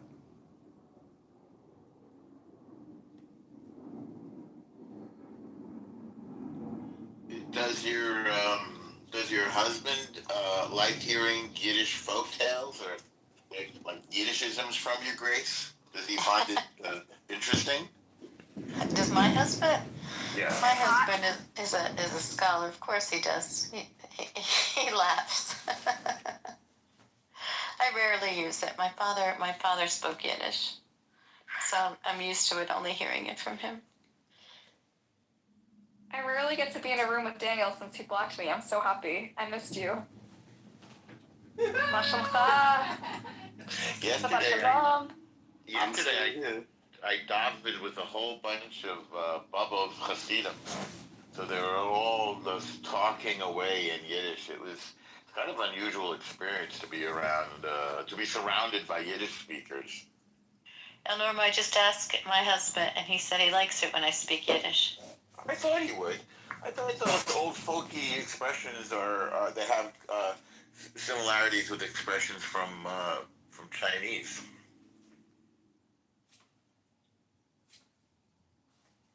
My husband said no, they don't. Oh. That's his opinion. We don't know. Monica, if you're here, what do you think about my PTR? Without lies, Palestine dies. I disagree, but it's a nice sentiment. Thank you for sharing. I can't think of any alternative to that expression. You know, Daniel and Norma, you always ask me to say something nice about Israel. I want to say that. I've never asked you to do that. But Tomer Yerushalmi is a fucking national hero. She is so impressive. I think history's gonna vindicate her, and she's gonna go down as a hero. Huh? Hero? Why is she a hero? She's a hero because she acted against her office. She broke the law. She violated her office. It was a betrayal, but she did it as a whistleblower in patriotism, out of love for her country, out of love for justice, out of love for bettering the nation. She released fake anti-Jewish propaganda. She made a blood libel. No, it's not fake. She released real footage that she should not release. No, but why is she a hero? Exposed as fake. Hold on. Why is she a hero? She did it out of love for her country. No, she did it to hurt Israel out of love. She did it, you know that. Hold on, Norma, please. She did it to protect her own soldier, her own unit. It's a PR move. It wasn't like about anything moral. And she lied to the Supreme Court. And what we need for the IDF is not something like this. Agreed. This is horrible. This is horrible. She should be removed. She should face the consequences, but she made these sacrifices out of love and patriotism. Because her hands were tied. Let's look at the chronology. I'm not sure that I understand, like, your in what way is that, like, patriotic or, like, helpful or, like, anything, like... Because whistleblowing is always illegal. It's always a violation of your office. She didn't whistleblow. It wasn't a whistleblow. I don't think that you know the chronologically of the... I do. Let's go through it. All right. First, there's an investigation, and these guys are arrested, and there's a protest outside. There's people, including members of Likud, that are protesting the arrest of these men. And she realizes there's huge political blowback. And so she releases, the criticism is that she released the video instead of showing it in court, the way it should have been shown, right? The criticism is that she lied after the video was leaked. She started her investigation while she was the one leaking, and then she lied to the Supreme Court. If she had said, I leaked it, all right, punish me for leaking, I shouldn't have done. But what she did was a complete violation of trust and anything that she should stand for as the head of the legal team of anybody in Israel. Now, So, what she correct. did That was part not I'm not defending. Hold on, no. Also, she's not a whistleblower because the arrest came after the complaint. Basically, she was the reason that she released this video was basically because of the arrest. So they will say like, oh, why they arresting soldiers during the war, and then she wanted to show, hey, there is like a reason why was an arrest. Okay, she was basically defending the prosecution, not anything else. Okay, this is why she's not a hero. There was a way she could have done it differently by going to the specialized body in the army, which is the spokesperson, and said, listen, we have a problem, you need to deal with this because that is his profession. Her profession is not to manipulate the public perception or to do any of this. She needs to deal with the law, and what she did was illegal by the fact that she lied to the Supreme Court. Daniel, so from what I understand from the people who are close to her and who are speaking and from her own statements, is there were like hundreds of cases that were brought to her that she did not investigate, chose not to, and this was a particular, because of political pressure, because her hands were tied politically to do anything to support the army, and her job, to remind you, is to protect the army from being charged with war crimes and to protect the soldiers. And when she tried to investigate and do her job, her hands were tied. And so finally something so egregious. What do you mean, hold on, what do you mean hands were tied? She did investigate. Her hands were not tied. There was political blowback. Anything she would do, yes, there were a lot of, there was she should ignore it and do her job. This is not her job to manage, to play in the political realm or to do this. It's not her job. It was clumsy, what she did, and you're right, she did do a lot of fucked up shit after that's hard to explain. The entire thing was a complete betrayal of her position, of her power, of her trust. I'm sorry, Buttercup. Okay, let me tell you why I think she should be vindicated. Stop. Let me tell you why I think she should be. Why are you telling me to stop? You've been talking over. I'm talking too. Stop talking over me.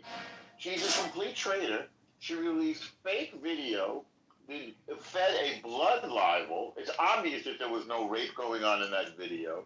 The video has got two different date stamps on it. It's obviously not from the same day. It's clumsy, and all it served to do was to feed more lies, as in your PTR, Daniel, more lies to the people who hate Jews. That makes sense, since you're on the record as saying that you want to dismantle Israel. That's a quote from you. And that you believe that violence is an appropriate response to oppression, that you want to take apart the Jewish state. Of course you like her, because what she did is helping to destroy the forces that want to destroy the Jewish state, just like you. So if you want to destroy Israel, you have a good hero there. Buttercup, and you're Ruchel, and you're as much of a traitor as she is. Our land. You have been a prisoner of a little pond. I am the ocean. Wow, I hope I didn't hurt her feelings. She'll be back.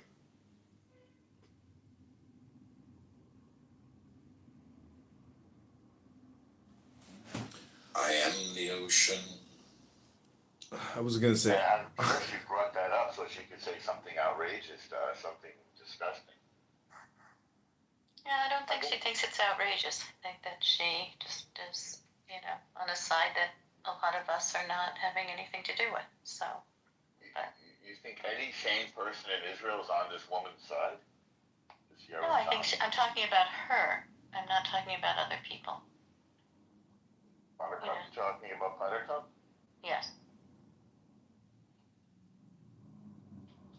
Well, you're never gonna change. You're never gonna change Buttercup's perspective ever. Ever. Never ever. That's ingrained so deep in her brain that she views herself as being a leader of a resistance. That's exactly her words. What, Amos? Were you going to say something? say what? You want me to say? But if you say you're the, if you say you're, Everybody is a chicken. From cat and no carry of dust. Don't come up and speak. A chicken. Don't come up your. So, waiting for some sort of so I can ask him dust. God, she's back. Oh, Daniel. I was having a great conversation with Daniel and he left. Buttercup. By mistake, made my thumb on He's here. Buttercup, let me ask you a question. I describe your position as being the leader of a resistance. I don't know if you believe that or not, but do you think you're being political? I'm here to talk to my people. I'm a proud Jew who has maybe sometimes views outside the mainstream, but I'm here because I wanted to connect with my fellow Jews and have a conversation because I think there's particularly in the diaspora, it has very little to do with Israel, though it always seems to involve Israel, about the soul of Jewish identity and American Jewish identity and what it means. And Oh, you're an educator. I see, you're a teacher. You're a rabbi. You are a rabbi. You're here to educate the souls of these diaspora people. I understand, Buttercup. No, I'm a human and I want to have a conversation with my people, and I've been able to have very constructive. What makes Jewish people your people? You own my people? These are your people? Why are Jews your people? Number one, he's recording almost. Number two, he's being really disruptive. No, I think what he's saying is right. You're a traitor. You come to betray your people yet again. This is what you do every day. Daniel, You can we want to have a kill your different? people. Daniel, can we start a room or something? And Rose, sit down Rose, on the Rose, stage, Rose, 'cause it's Rose, like, I actually Rose, like Rose. talking to you about this because you have a different perspective that is valuable to me, and I like. Don't run, Buttercup. If you're confronted and you are being triggered or gaslit, don't run from it. Embrace it and communicate. You are in the communication industries. You come here all day long, 80 hours a week, lying and creating anti-Jewish sentiment. I mean, what is your goal? What's your objective? Answer the hard questions, Buttercup, or you'll go nowhere. You'll go, Daniel, create another room. Quick. I mean, Buttercup, explain yourself.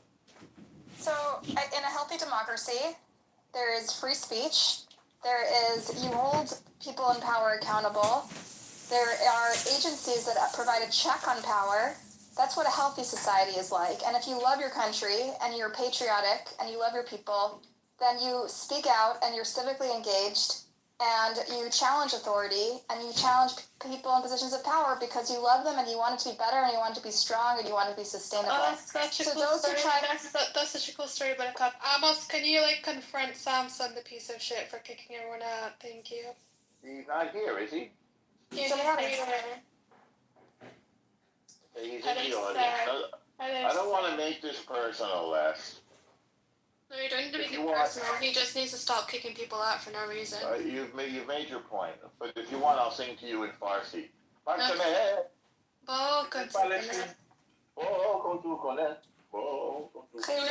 know which song is better, yours or John's, that free, free, free Palestine, no more justice, no more. Oh, that was such funny times. Wait, what was his song? You want to hear the words, the only words I know in Persian? No. Yeah. Khayli Khubi and Ahmad Agenda. Oh wow, that's amazing. Is that nice? No, I mean the second one was perfect. Actually, Ahmad Agenda, that's top notch. I know. I'm very classy. I used to live in LA, so I know a lot of Persian. Yeah, they say there's lots of Persians in California, apparently. Yep. Where are you from last? I'm from here, there, everywhere. Or different country, or? Yeah, I'm from America. Anyway, sorry, continue. Have you been to California? Have you been to LA? Yeah, I've been there. I've been to Long Beach. That's cool. Okay, let's see. I see Samson arrive. Samson, you get a big blame here from last. She blame you that you kick her out. You want to come and respond, Samson? Yeah, and he kicks Gaylord out for no reason as well. Samson, I'm calling you. Samson. Ramos is calling. You come on the stage, Samson.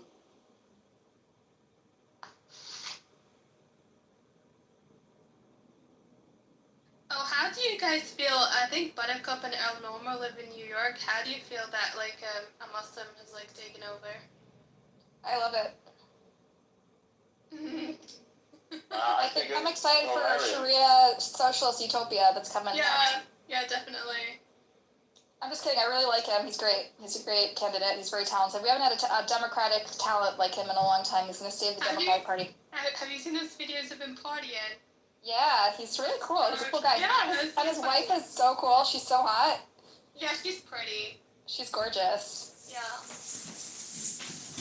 Norma, how do you feel? Are you like spazzing out? Like, are you like? Where? I think he's funny. I think he's funny. Yeah. I mean, we've had a Democratic socialist mayor before, David Dinkins. And he was one of the worst mayors in New York history. He wasn't a Democratic socialist. He was just a regular Democrat. David Dinkins was a Democratic socialist. You're wrong, as usual, as you want about everything. Buttercup, let me. He was one of the worst mayors in New York history, but I'm sure Mamdani will be even worse. Buttercup, what is more intelligent, the brain or the heart? And why?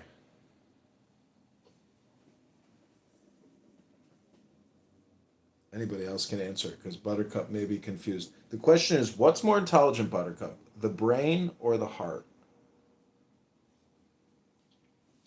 Maybe you should take a minute and look up and see if Dinkins was a Democratic socialist. One of the worst mayors in New York history. Actually, he was part of the party, but he ran on the Democratic side. Oh, you actually looked it up. You mean the way Mamdani you're ran right, on the Democratic side? Yes, Al Normo, I'm going to agree with you. You're right. I didn't know that. I learned something. You don't have to get so angry. I learned something. I'm not angry. I'm delighted. You're wrong about everything. What about de Blasio? Did you hate de Blasio too? You hate all progressives? I campaigned for him and raised millions of dollars for him. You did? Because, like, generally New York City, they don't really like progressives. They shit on progressives, you know?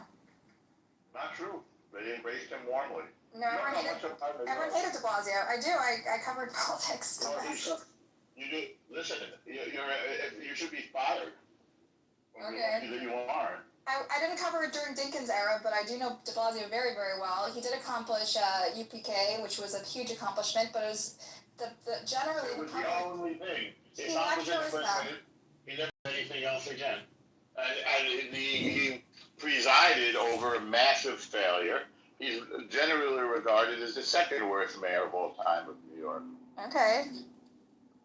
And he was embraced warmly until he screwed.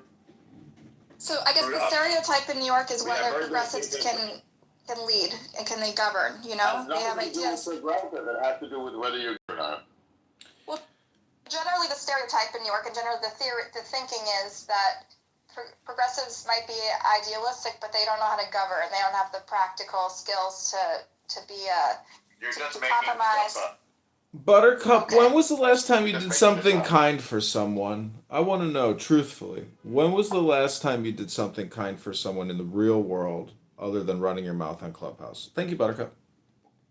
When she tried to dismantle the state of Israel, then come in and say that she loves her people. No, I'm arguing for a more sustainable Israel that is more sustainable for Jews and Palestinians. That's what I'm arguing. What does this word sustainable mean? I love Israel so much. I want a sustainable future for it. Unlike you, we want more of the same bloodshed.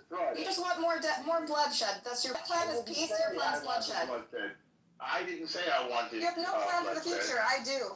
I have a plan for the future, and you're the one who said you wanted to dismantle Israel. I never said I wanted bloodshed. So you're a liar, which is not a good trait in a journalist, Rachel. Listen, El Why Normo. are you calling me Ruffles? What is this, like Fiddler on the Roof? El Normo, it's almost Shabbos, and this is a coexistence room, and that was a great burn, I gotta say, and I do enjoy the roast of Buttercup, because you know what happens when you cook butter in a cup? You get liquid butter. How are you feeling right now? Is this fun for you to watch them just be assholes? Like, is this interesting to anyone? We like watching you be fragile. It's so typical Of what? of lying, brainwashed, destructive children who just want to destroy others. And then they grow up and they become destructive grown-ups that betray their family. You want to stab the Jewish people in the back while pretending to love them. It's quite amusing. Almost. Danielle and I were having a good conversation, and these people are being disruptive. Can you clear the stage for a little bit so we can finish? I think you should leave, Buttercup. Rachel. Oh my gosh. You should leave. I changed the room for you. I make you a moderator. I fed up with these people who don't give a respect for you. Thank you. But you don't so out there. Remember, I changed the room for you. Change and you just move to the audience or you mute them. But if somebody interfere you, I give you a moderator. Feel free. Thank you. You block somebody, Buttercup. No, I blocked no one. I just moved El Normo to the bottom. Okay, no, don't mind. Wow. It's an argument, isn't it, Buttercup? You know, you are an immature, angry young woman who pushes people around. That's okay. You can kick me down too, and it'll demonstrate what I'm trying to discuss right now. Is that you're, Anyway, who else wants to come up? Daniel. Censor! Have a normal conversation. I love when girls take over rooms. Yeah, me too. Alex, I don't think we've met. Tell me about yourself. Queen. Fascist. I like to kick people from rooms, and I like to put them down. Mm-hmm. And I love the block button. But regarding, if you want to talk about Palestine and Israel, what do you think? Do you think a one-state solution is good or a two-state? I have an idea. I really Green hope bean that there could be a fascism is what I one-state call it. coexistence, one state where everyone has equal rights and everyone can vote and and there's a fair immigration policy and people who are punished, people who do war crimes are punished equally under the law. That's an ideal vision, and I think that's the more sustainable future because I feel like two states, Israel's never going to agree to real sovereignty in the other state. They're never going to have an army. And they're never really going to have security, and they're always going to be warring with each other. I think at some point you just have to learn to live under one state with a new model that gives everyone the same rights. Yeah. What about you? Yeah, I think segregation can cause a lot of issues. I think one state is good as well. Thank you. Well, for saying this, I get a lot of shit from my Jewish brothers and sisters who think I'm calling for their destruction. She's not really Jewish, so getting congratulations from her is you're on the same position. Lots of Jews agree with me, though. I got it from my model is one that was outlined by Yeah, of course, most Jews would be disagreeing with you. Okay. So anyway, Daniel, you want to finish discussing whether or not Yerushalmi, Tomer Yerushalmi is a patriot or not? Yeah, what's happened to Grace? Why is she removed? I didn't remove her. No, she removed herself. Oh, here's a go to open another room. Who's Mamdani? Who is this? Oh, Sheikh, I know you. How's it going? Good, and you? I figured since I'm here in New York, I have all this time to talk to everyone at Clubhouse. See, he loves Jews. He has a picture of Mayor Mamdani with the Hasidic rabbis and So they were in the yarmulke. Why is she a patriot? Okay, so listen, she fucked up. What she did was very sloppy, but in America, we also have similar things like this where people breached their office, revealed confidential information, and they did it in the interest of the public good and justice because they thought. Y'all gotta stop. Whoa. Hey, honestly, we need a straight white male, man. Oh, shit. No, wait, y'all gotta stop that identity politics stuff. It's not, we just need someone who can run a good campaign. Nigga, why don't you run? A lot of people, wait, I can't, I'm ineligible. Nah, run, nigga. And I agree. I'm not 35. I agree we need to get rid of identity politics, but the only way to do that is to run somebody white, so people don't think it's identity politics. No. So let me put it like this: you can even properly utilize the identity politics stuff. It just can't be done in the way Kamala was doing it. I'm not gonna lie. Because let me put it like this: you still have people today who will go and say that the only I'm not saying this didn't contribute to it, whatever. Right? Cool. The only reason she lost is that she's a woman or that she's black. Those things could be big contributors. If you think that's the only reason she lost, bro, open your eyes, man. Yeah, that's fair. Kamala herself hasn't opened her eyes. Yeah, I agree, actually. That's fair. Yeah. That's fair. Wait, I'm sorry. What you said? No, I mean, just folks gotta.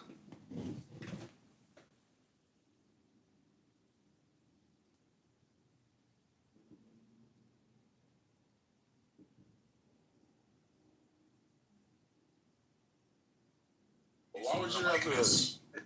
But if I was, not me, Stilgar, but I'm saying if I was Kendrick Lamar or if I was, some of these other people who have recognizable lyrics or voices, I would definitely be fucking trademarking that shit so that AI can't take it. You don't have to do it. Profit. You don't have to do it. Your intellectual property or your likeness is already defensible. You don't have to do anything to make it defensible. What's the definition of intellectual property, Stilgar?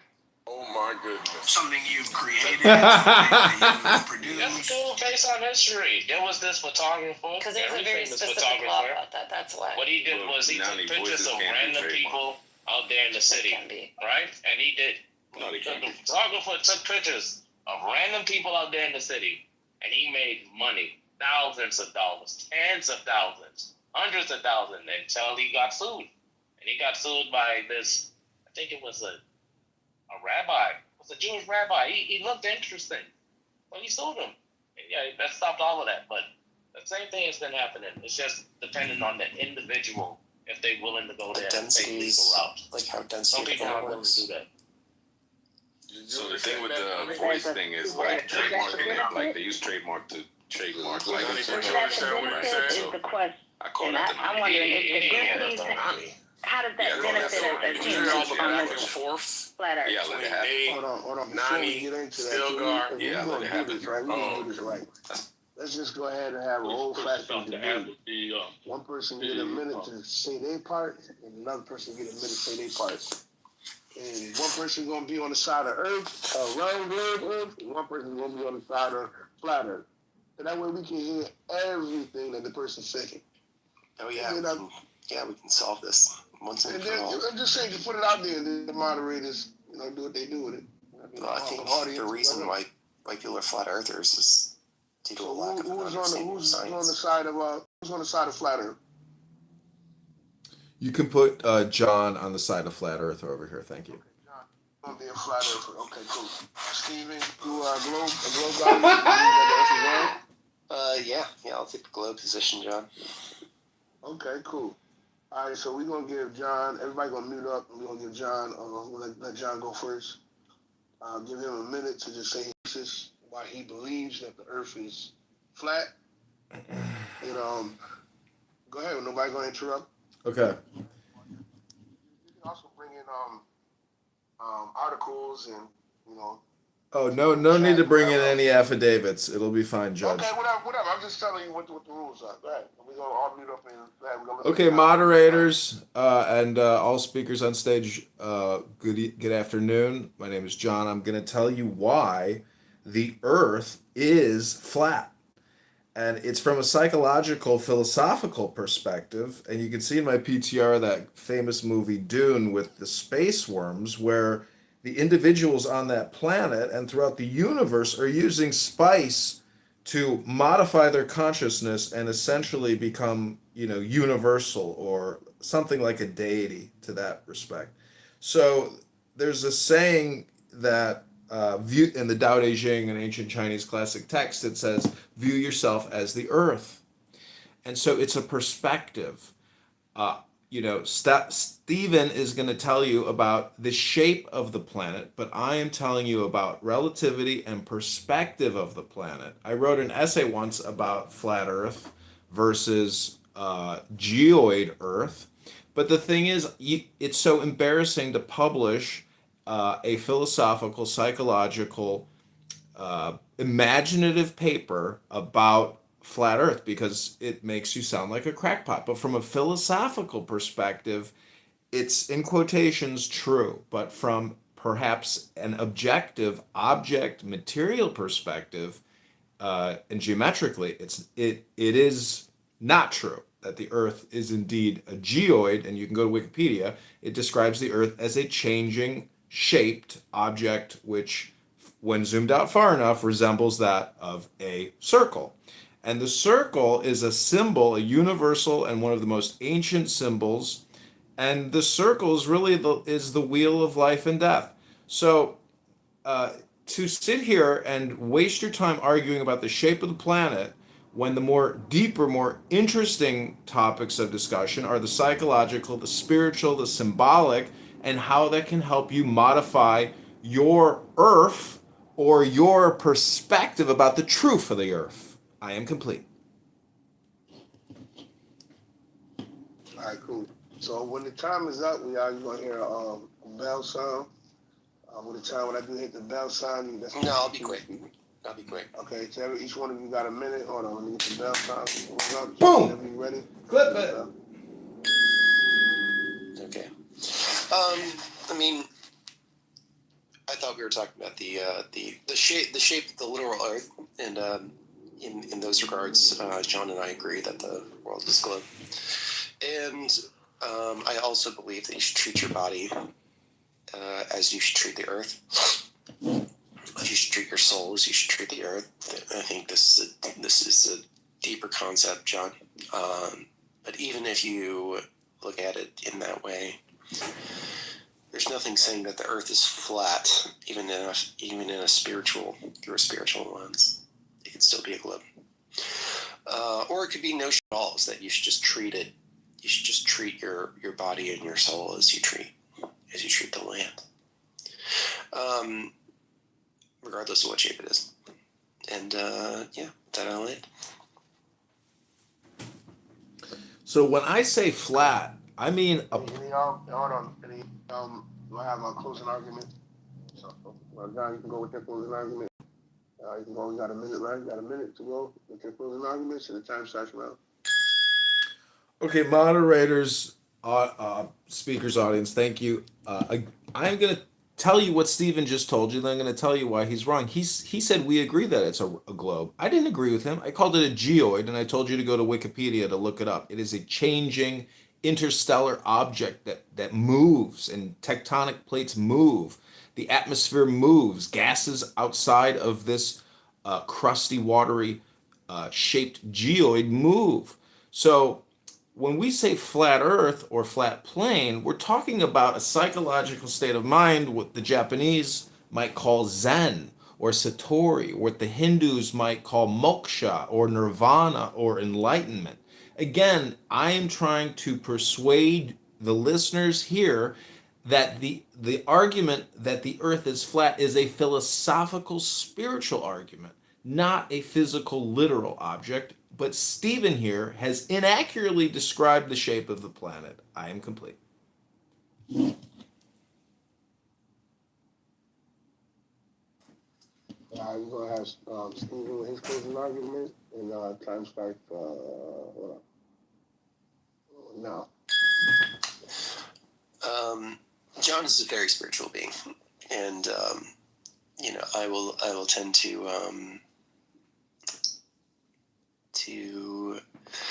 I think he brings some good points to the table as far as spirituality is concerned, and as far as living your best life. I'm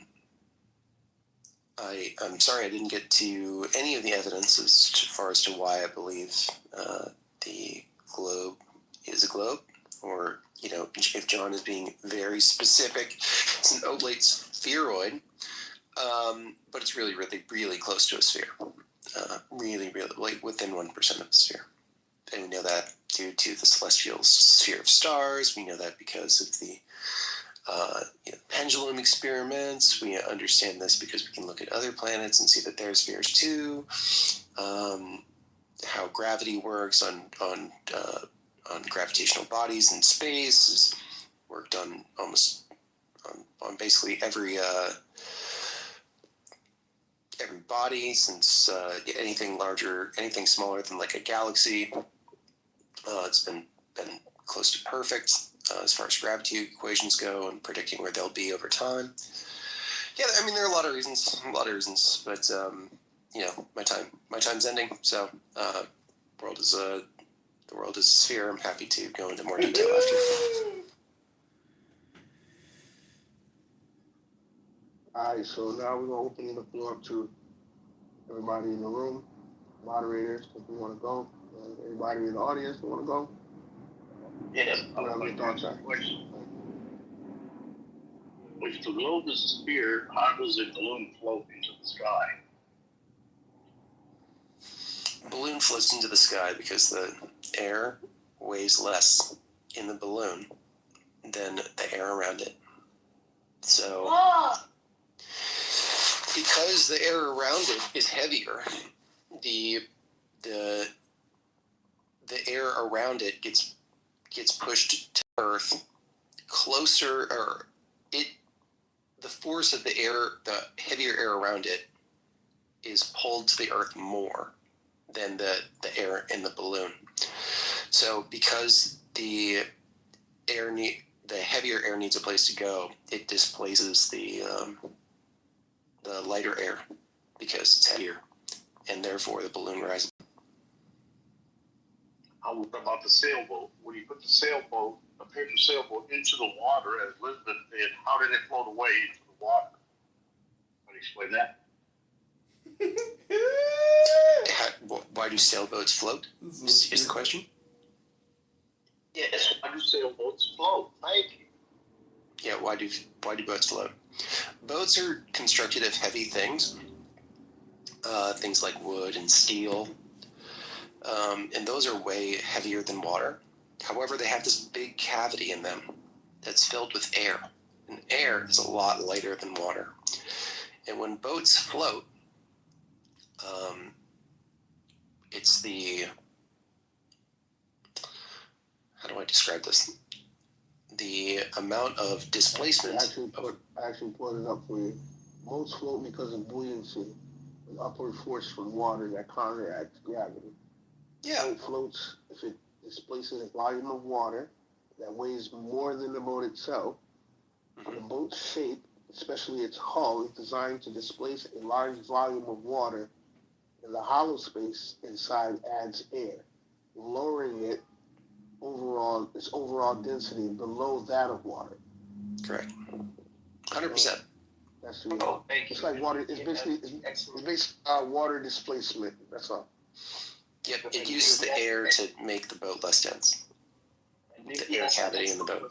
In the chat, is her soul flat? Is her body flat because the Earth is flat? That's an excellent question. Excellent question. I'm sorry. What was the question? Nick is asking in the chat, is her soul flat because the Earth is flat? Look in the chat. It's an excellent question. You're going to have to ask John that, because John is the one that's making. Well, Is the soul flat because the Earth is flat? the Earth is not flat. Literally not flat. Okay. You can walk around it, which means it's not flat. You can get on a boat or a car or a plane and circumnavigate this object that you're sitting on right now, flying 30,000 miles through the universe.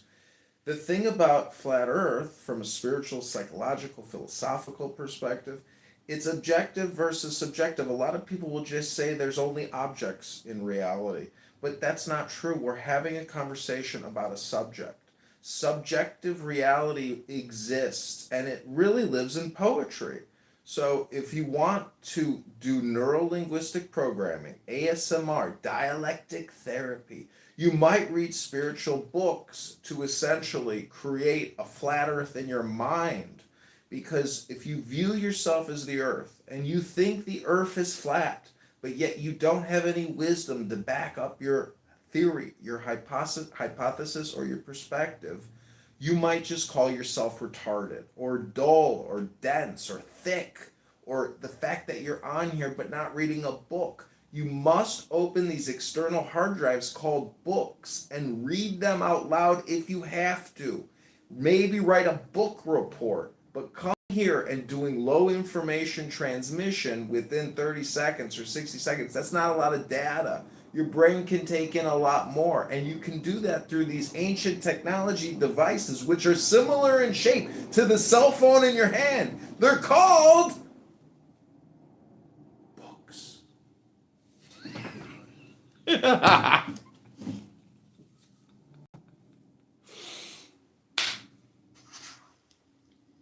question. If you That guys was have your any answer? other Darling. Yes. physical flat Earth questions, I think I'm probably the best resource. And I think if you have spiritual, Steven, hold on 1 second, Steve. Darling, don't you get ready for it. Go ahead, darling. Okay. Yeah, I was. There is no way I am going to read about aerodynamics and flat Earth and books on that. That is not my interest, and I am not going to understand it anyway. And so I am on Clubhouse asking you, who have you've read all those books that you named, the simple question of how do you relate my soul to this flat Earth philosophy, or my spirit, or what is it? I'm not sure. So the answers, both answers did not address my question, I don't think. And me reading up on it is still not going to answer my question. Well, flat is flat. If you want to look at it from a Christian perspective, flat is horizontal, which represents the woman who lays down. The inverted, or the phallus, or the pole, or the vertical line versus the horizontal, that's the crucifix. So you're talking about gender, man and woman united. That's the ultimate symbol. That's the atomic symbol, the nuclear energy. So in metaphysical perspective, we're talking about energy here. And when what I'm saying is, a lot of people who like to profess flat earth don't realize it because they may not be theologically or philosophically educated in the words to try to describe the feeling that they have when they talk about flat earth. Well, if I may, just to add something to the room, because I'm enjoying the conversation that you're having.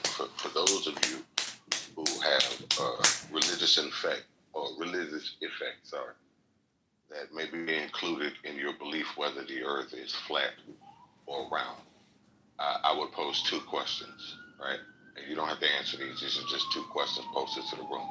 One, in the book of Judges, Joshua prayed for the sun to stand still because they seemed to be losing the battle as the day grew to evening, but they were went during the daylight hours, and he was granted that.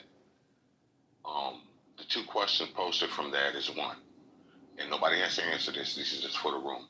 Does anybody know what would happen if the earth stopped spinning for 1 minute? And two, Joshua prayed for the sun to stand still, and it did for 3 consecutive days. So I just wanted to share that for those who are having a religious effect to whether they believe that the earth is an oblate spheroid, or like Michio Kaku says, a donut-shaped kind of smashed burger, or in fact a equilateral equidistant azimuthal plane. Appreciate you. I can answer what would happen if the Earth stopped spinning for, what would you say, a minute? Mm-hmm.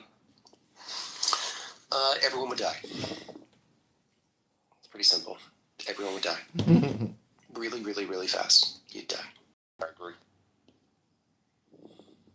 Well, see, that's an unnecessary question, just like the question, is the earth flat? You have to think about the necessary question, which is, who are you? What is your consciousness? Is your reality a spirit? Is your reality the flat earth that you feel exists? So the words you just shared with us about stopping from spinning for 3 days, 3 being the Trinity, which is alchemical formulations for higher states of consciousness. So we're talking about intelligence, and what a lot of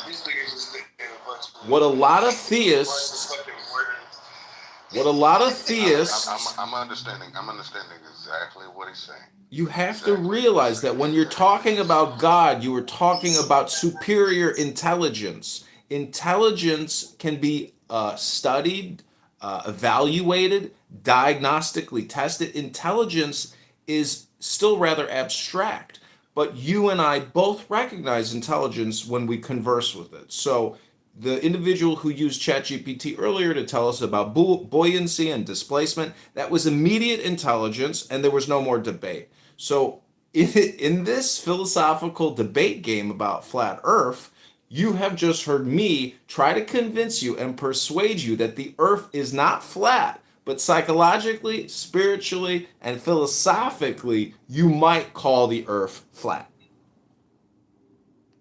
The eyes ain't even a piece of it. The eyes perception is a projection. So whatever motherfuckers see, don't even fucking don't even.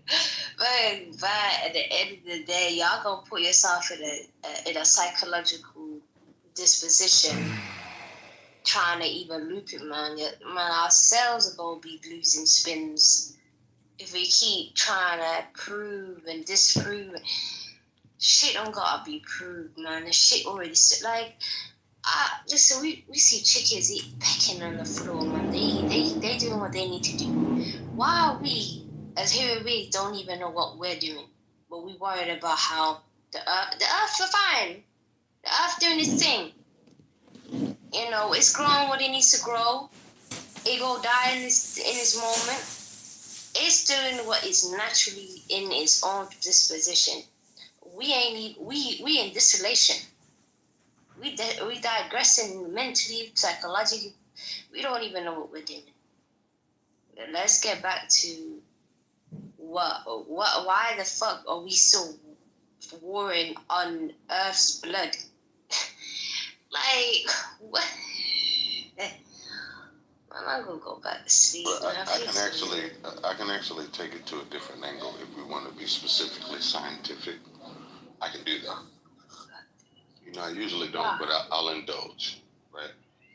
To believe that the Earth is a sphere, you must believe in gravity. Is that a fair assumption? No. You believe the Earth is a sphere without gravity? Please explain. Sure. You can do it with momentum and looking at pendulums. You could do it through just observing the celestial sphere, and yeah, that doesn't need gravity. You could observe the celestial sphere. And that would lead you to the Earth being a sphere. Understood. And anybody else before I go further?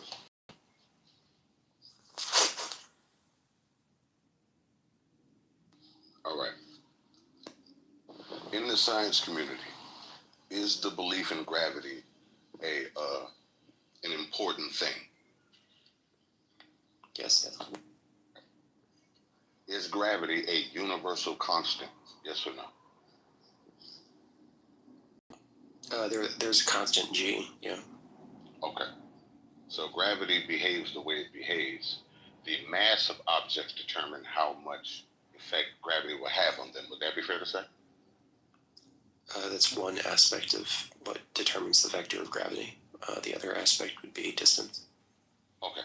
So the gravity of the sun, right? The sun being, according to NASA and organizations like that, those that agree with them, the sun is 99 point some other number percent of the mass of our solar system. Would that be fair to say? It's probably something like that. I'd have to look it up. But what is the sun? And what is the sun? It's that really bright thing during the day. That really bright thing during the It's a daytime. type of star. It's a type of star, meaning there have been many stars before that were also in the same position that the sun is in, right? So that means we motherfuckers survive shit thriving without it. No, we would die. We would die really fast without it. No, we wouldn't. Yes, we would. No. There's been many suns before. We only say die because you're afraid to be in a state of transformation. What evidence do you have that we've orbited a different sun? Because if you already know a sun is a particular star, you will know how the cycle of a star is. Yeah, I do. It's the same, yeah.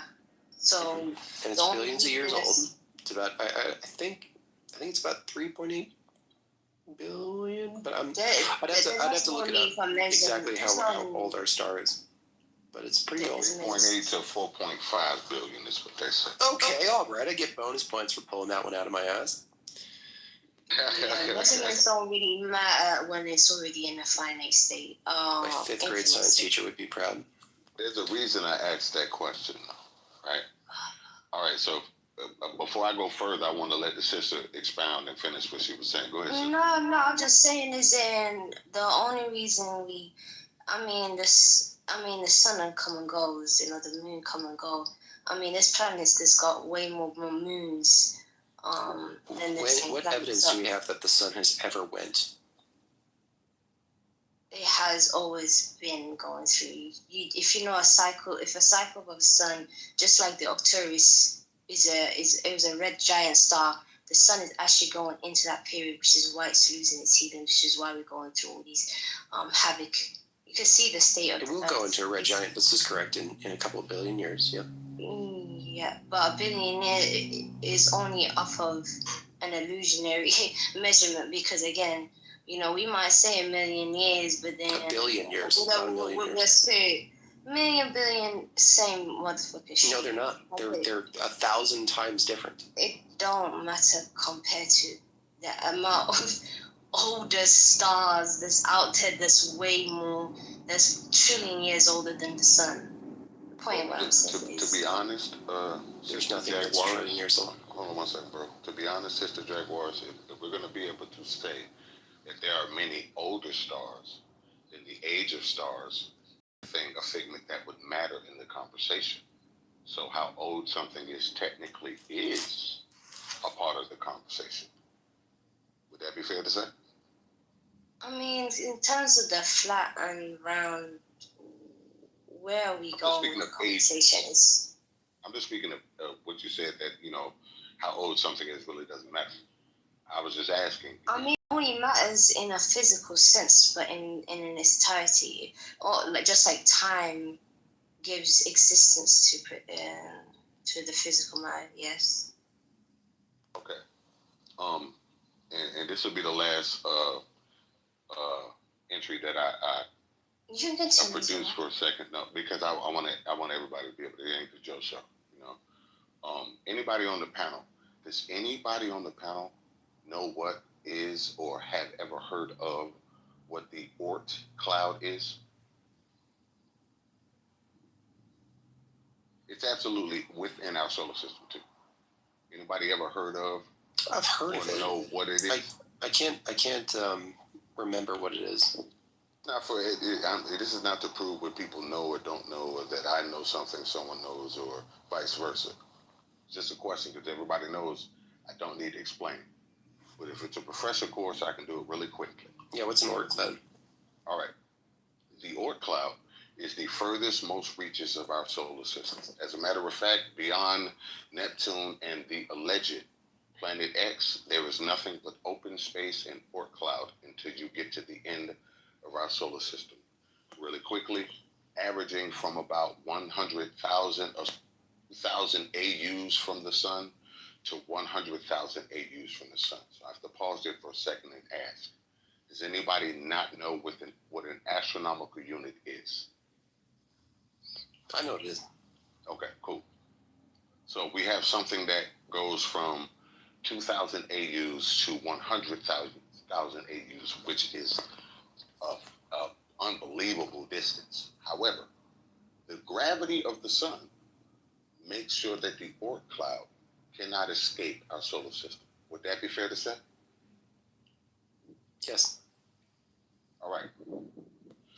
The Oort cloud, 100,000 AUs to 200,000 AUs, is 1.5 to 1.5 to 2.5 light years away from the sun in any direction.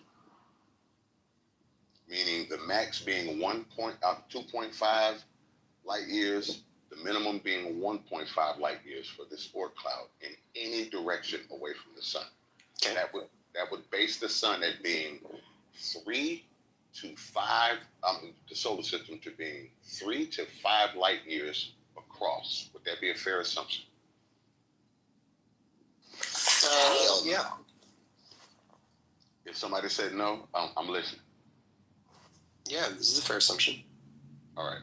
So the gravity of the sun can reach out up to 2.5 light years away from it and be effective because it holds the Oort cloud in place. Would that be fair to say? It actually extends infinitely far. Yeah. Bro, are y'all talking about NASA's perspective of space? No, they actually talking about some theoretical shit that has never been seen. Oh, okay. So no one has science fiction moment. They're talking about some shit that has not been directly observed by anyone. When I tell you this, what I'm saying, like, no one I was just trying to science be off of theory what type and of hypotheses. I was trying to understand what type of conversation y'all was. Listen, start talking about light years and shit away where nobody never been, and nobody has an instrument to even measure light years and all of this other shit. We've never been to Jupiter, but we know it exists, right? No, we don't know. We really don't. You've been told that shit. You've been told I don't believe Jupiter exists. I'm speaking for the flat Earth community. I'm trying to be. We don't believe in planets. Just let Joe finish. Just let Joe finish his argument, and then you guys can. I'll tell you what, right? I don't want to put a. We ain't having an argument. I just simply said that. Well, I don't believe in planets. Planets are okay. We can get there. Yep. But Joe needs to finish what he was going to say, and then we can talk. I can talk to you about. No, it's actually fine. You can go ahead, brother. It's actually fine. I've tested the waters. I know what direction it's going in. But you can go ahead and go, brother. Yeah, because we're just not going to believe what anyone just tell us. And nor should you. And just because they said that they went to the moon and that the sun is 83 million light years away. 93 million miles. Right? So it's not. Yeah, 93 million light years. So again, right. So, but that's what they said. How the hell do we know that they are telling us the truth? Because what instruments do we have, or do you have, or does the average person have to test those theories with air quotes in the air to see if any of that bullshit that they saying is even true? I think you think that I actually believe the information that I was bringing out. I never assumed that you believe anything. I'm asking questions just based off information presented by the scientific community. That's all, right? I don't believe the Earth is a globe. I don't believe in Jupiter, Neptune, and nebulae, and fucking magnetars and none of that. But I know how to have the conversation without raining on somebody's parade. I'm not raining on nobody. I'm not saying question too. I was waiting for Joe's argument. We were talking about the Oort cloud. We were talking about So what's your argument? Go ahead. No, my bad. I did interrupt what y'all was saying. I just wanted to know what Joe was. Yeah, I'll end it really quickly here so we can move on to the conversation. The gravity of the sun is effective, allegedly, up to 2.5 light years away. It can hold the Oort cloud in place, yet it cannot steal a moon from Earth, which is 1,000 times smaller than it. And the last I checked, and I'll land here, the closer you are to the source of gravity, the stronger the gravity is. Some people may argue different. I appreciate your time. Yeah, it's totally true. Everything that Joe said was totally true. Is that acronym? Was it an acronym? Oort, O-R-T? No, it's actually named after the scientist. Let me find his name. Shadow. Yes, it is O-O-R-T. Yeah, O-O-R-T. It's a vast spherical it's shell. Named after Jan Oort. O-O-R-T. He presented this he proposed the existence in 1950 to explain where long period comets come from. And the Oort cloud is a theoretical region of space filled with icy bodies like comets, rocks, and frozen gases that orbit the sun at extremely great distances, even further than Pluto. So it's very theoretical. Brother's absolutely correct in his submission. But before we go further, really quick, 15 seconds. We can't argue that, and I'm not saying you're doing this, Brother Shadow, we can't argue that the theory or the theoretical Oort cloud can't be real, but the theory of gravity can. Right. So, let me respond. Hold on, Stephen.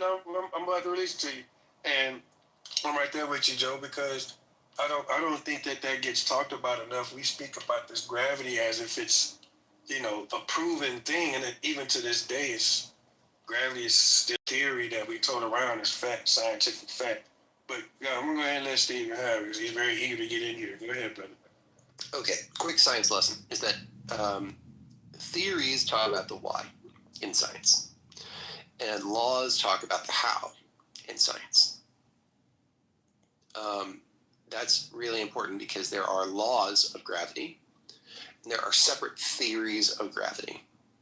They're like two different things. So, like, if you imagine a theory of gravity, would be like the Einsteinian, like, okay, there's this, time, space, this fabric of time, space, and gravity's interwoven with that. And that's a theory, okay? The law of gravity is just a math equation. It just states where things will be given starting conditions. And the law of gravity is unbelievably accurate. Given any two masses, it can predict where those two masses will be in the future, given starting parameters. And if you look at the equation, such as, so if you look at the equation, it shows. I mean, I can pull up the equation if you guys are interested. It shows that there is no distance where gravity is not a thing. There's no gravity where there's no distance where the force of gravity is zero. Okay, it gets much weaker as you go farther and farther and farther away, but it never ever hits zero. Okay, if you imagine like a simple example would be like 1 over x. If you have if x is a million, it's 1 over a million, which is a really small number, but it's not zero. So gravity works in sort of a similar way. And that's why the Oort cloud still is affected by the gravity of the sun, even being so far away. And the reason why the moon, Joe is 100% right, that the moon is pulled a lot more by the sun than the Oort cloud is. But the moon is also moving sideways a lot, okay? Because the moon is, the moon's in orbit. Steven up here freestyling on an imaginary allegory. We're speaking on some like speaking real indefinite, right, on these theories. The law of gravity may explain what happens, but it doesn't explain why. There are no laws. That's correct. That's 100% correct. It doesn't explain why it happened. All I'm talking about is the what. No, that's right. And these numbers don't explain. It's not. Those aren't experiment. Like it's just numbers. It's just formulas. They're not. Those aren't like. It's not science. It is not science. Why? Because it has an incredibly high predictive power. We can use those. So you said a law of gravity, right, Stephen? A law of gravity is a mathematical formula. So that G is just for a numerical value. You can replace G with A. When they say acceleration due to gravity, the quote-unquote due to gravity is a caveat, right? Because what we observe is an acceleration of an object down towards the surface. And the many different objects that has been calculated equate to an average of 9.8 meters per second squared. So when you call that acceleration gravity, that's a claim, of the causal mechanism behind what we already see. It can measure. It's not through mathematics. No, this is not. This is factually incorrect. It does not make any. No, that's factually correct. You would have provide the science that shows that gravity is the cause of why things fall. What up, Brandon? All it's saying, it's not saying that it's not providing a cause at all. It's simply saying that this equation explains how things behave. No, it describes. It doesn't explain. It describes how things. It describes. Yep, it describes. It doesn't explain It describes how things the math will behave given a set of starting conditions. And it does that unbelievably well. Right. So you keep saying it explains it. No, it describes it. We see something. Yeah, you're right. You can mathematically describe it, right? Based and it predicts. The rate it falls and whatnot, and what it moves and the motion. It very, very, very accurately predicts the future. We had. So if you got any science that isolates gravity that shows it to be the cause of why things fall at 9.8 meters per second squared on average, then we can rock with you, brother. So I'm with Brandon. Like, what part of a theory is a fact? I'm with Brandon 100%, and it's good to see you too. Yeah. For all intents and purposes, for a flat Earth room, I'm not going to talk about the theories of gravity. I'm only going to not the theories of gravity. I'm just asking any theory on Earth. I don't care if it's biscuit, batter, or gravity. What part of a theory is a fact?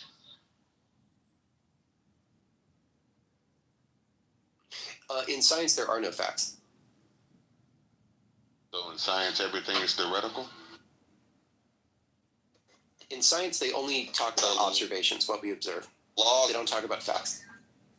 So if I were to say theoretically, I'm the strongest man on Earth, would that be factual? Would there be some facts included in that? It wouldn't be. The science would say it's not consistent with what we observe. Because we've observed people demonstrating strength. Well, I'm going to pause here for a second because the brother Brandon is knowledgeable in this. I'm kind of weird. I ask the questions from an oblong effect. The brother Brandon is a much more science-minded with it. He has a better capability than I in that. So I'm going to let the brother Brandon chime in with you. Joe, yeah, right. You right up there, brother. Don't put yourself down like that now. Hey, man, this is the science, bro. That's what we looking for, bro. Hey, this is John. I wanted... The laws of, like, the scientific laws are facts. They're not called laws for no reason, right?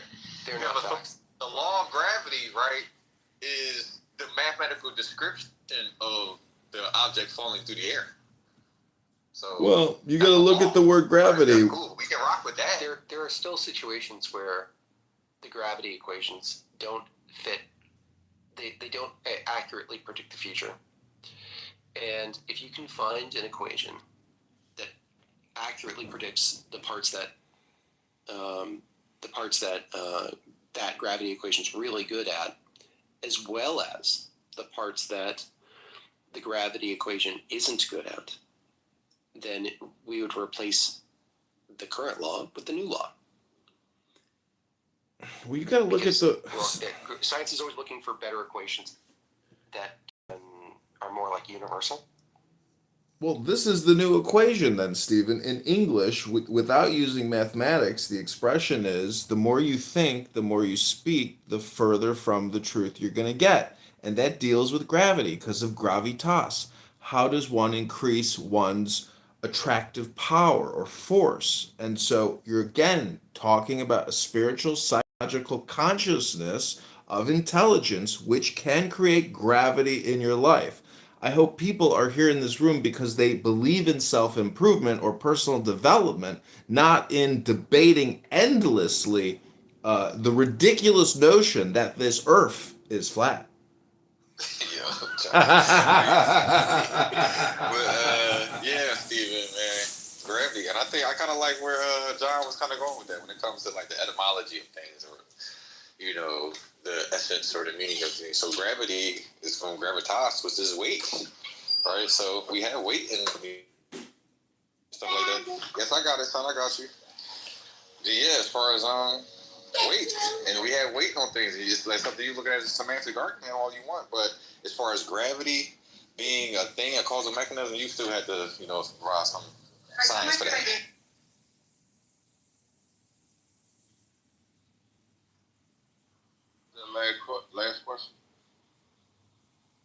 go for it. I'm saying, what was that last question? I didn't hear the last part. Oh, I don't think there was one. John was talking about how, talking about the gravity of... Well, here, let me also add something else that can be of interest, right? So, the Oort cloud consists, and I'm going right back to that because it's theoretical, just like gravity. So we cannot speak about the facts of gravity, even though it's theoretical, and not speak about the facts of the Oort cloud, even though it's theoretical. We have to let theory be theory and fact be fact, and where they are accomplished enough to be coagulant with one another, let us make that a universal broadband. Let's not strip that away from one aspect and allow it in another. I'm not accusing anybody of doing that. I'm just asking, right? So, theory of gravity, right? You got it all up? All right, y'all finna go get your haircuts. All right, so, in the theory of gravity, or the coexistence of gravity, or the factual, second, I don't mind, or the factual existence of gravity, however you view it. I'm not going to call you incorrect. I'm just going to say this. The stronger the pull of something is the strength of the pull of something is determined by the distance. If I have one end of a rope and I am near the median marker where, like tug of war, where you got to pull the flag on either side of the line to win. If I am closer to the line and you are further from the line, I am bound to win that tug of war, even if you're vastly stronger than me due to the distance from the line, right? As opposed to tug of war? Yeah, gravity is a tug of war. The earth pulls water and stuff down, and the moon pulls up on the water and stuff on the earth, causing high tides and low tides. Is that a fair assumption? Yeah, the moon causes tides, yeah. Okay, so, but the moon is 1/6 the Earth's. It has approximately, sure. I'd have to look it up, gravitational pull. Sounds about right. All right, so something 1/6 the strength of the Earth can pull the water away from something 6 times stronger than it, trying to pull it in the opposite direction, right? All right, so with gravity being a tug of war, in a sense.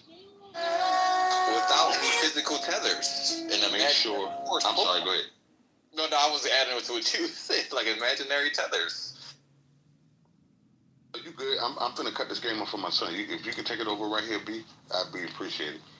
There's no problem. This was like, imaginary tethers. They explain gravity as a pulling force and things being in orbit and, going around certain objects. That sounds like, I know it, yes, I understand. Right, the magnitude and direction, right? But the way it breaks it down. No, gravity is watermelon logistics. It's a never-ending conversation that just keeps going around in a nebulous, circular, spherical type of way. It's a conversation going all the way down into a toilet, down into the plumbing, back out to the filtration, back up into the sink, drink the water again, and start the whole conversation all around again. It can be a circular discussion, an orbital path of nonsense. Okay. Because Stephen ain't got no. For those in the room that don't have a very strong grasp on this, I'm going to simplify this for you. If the world was like a plate, all the stars would rotate around the North Star. They do that in your globe model too. You know that? No, they don't. They do. No, they don't. They only go in one direction. That's right. They only go in one direction. Right. So how can you say they don't go around the North Star if they go on? Because there are 2 centers of stars. Oh, no. There's one central point of rotation. It's an apparent rotation, right? There's only one rotation from east to west. And there's, even for your globe model, there's only one rotation of the Earth. Okay? Right? So it's depending on your location and which way you're facing. Those stars appear to go in opposite directions, even though they're going in one. I'm going to make this very simple. In a globe model, there are 2 centers of stars. And we see this. If you go to the South Pole, everything rotates around the sun. Apparent rotations. Okay. Yeah, let's apparently. include It the definitely word looks like it. apparent. It actually looks 'cause like that's it key. just as much as it does in the North Pole. The Where key everything word goes is around the North apparent. Star. And in the South, everything goes around the Southern Cross. Oh no, that's false. That's false. No, the star that it was supposedly the central point would be Sigma Octantis, but even that star moves in a circle. But supposedly the North Star supposedly moves at the slightest little bit of Yeah, in a circle. But the stars go around that mainly, right? So yeah, there's a point in the sky. It doesn't need to be a star. The Sigma It's close to a star. appears to be a central point of rotation, but the stars that appear to go in a clockwise manner, guess which cardinal directions they're going? East to west. So if you turn around, Yes, they're always going east to west, Brandon. And this is consistent with a globe model. Even if you're in the south, right, and you turn around and face north, those stars are still going east to west. But guess what the rotation appeared to go? In the opposite, counterclockwise. So it's the apparent, what's in view. I'm not even talking about that. I'm not even talking about that, Brandon. Counterclockwise manner? No, it's only going east to west. Brandon, this is very simple. I know, and you're making it difficult. I'm not making it difficult. If you look, and you take a long exposure photograph anywhere in the southern hemisphere, looking south, you're going to see that all the stars rotate around the southern point. Okay, I'm gonna share a video real quick. This is impossible. I'm gonna go over me and you, Steven. I just want to say that real quick. This is impossible on a flat Earth model. This alone is damning to the flat Earth model. It's not exclusive to either model, right? Because it's the sky. It's what we see in the sky. Me and you, right? You're a glober. It's what I'm a flirt, right? What you'd see in the sky anywhere in the southern hemisphere. Right, you're a glober and I'm a flirt. This would be impossible on a flat Earth model. So what we see in the sky doesn't change about what's happening on the ground, right? It's going to happen regardless, okay, in the sky. It's impossible on a flat Earth model. It's not. Yes, it is. You're saying that means that you're in denial because you can explain this for a flat Earth model because the stars only go in one direction. Explain to me how there can be a second center of stars. Right, so it's called a distortion. Right, so if the flat Earth claims there's a firmament dome overhead, so that would be the distorting effect, right? You can get a hemispherical glass dome or magnifying glass, and you can get a circular point, a central point, or a rotation of stars around a central point, and you can put the sky isn't made of glass, Brandon. Oh man, brother, I'm trying to give you the explanation of what's plausible, right? If the firmament dome, I cannot show you, I cannot tell you what it's made of, and I can't show you the dimensions of it, right? But I can come up with an explanation and a demonstration to show how that works when it comes to a flat Earth model with a dome overhead that gives the distorted star trails. That gives you an apparent opposite rotation when looking either south or north, right? So I'm going to share two videos now. The first one, give me a second. I got to find the videos. While you're getting those videos, I just want to share for both of you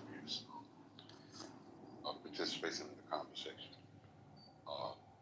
The Earth being a globe, should there ever be a time, any time, anywhere, where the moon is within the horizon of the Earth, or should it always remain outside of the horizon? Well, obviously the moon by within the horizon. The moon traverses the Earth, but you have to re-examine the word Earth, which you keep using. First of all, it's pronounced Earth, and the first three letters of Earth is ear. That's literally listening. And if you can't listen and all you do is speak all the time, then, your life is basically compulsive thinking. And if you want to be in the truth of the Earth, you have to be in silence. That is the mystical state, and if you zoom out of the universe, you get into darkness and void, and there is perfect silence. And from darkness comes all objects and light. And so that is the truth of the Earth, my brothers and sisters. Rock on.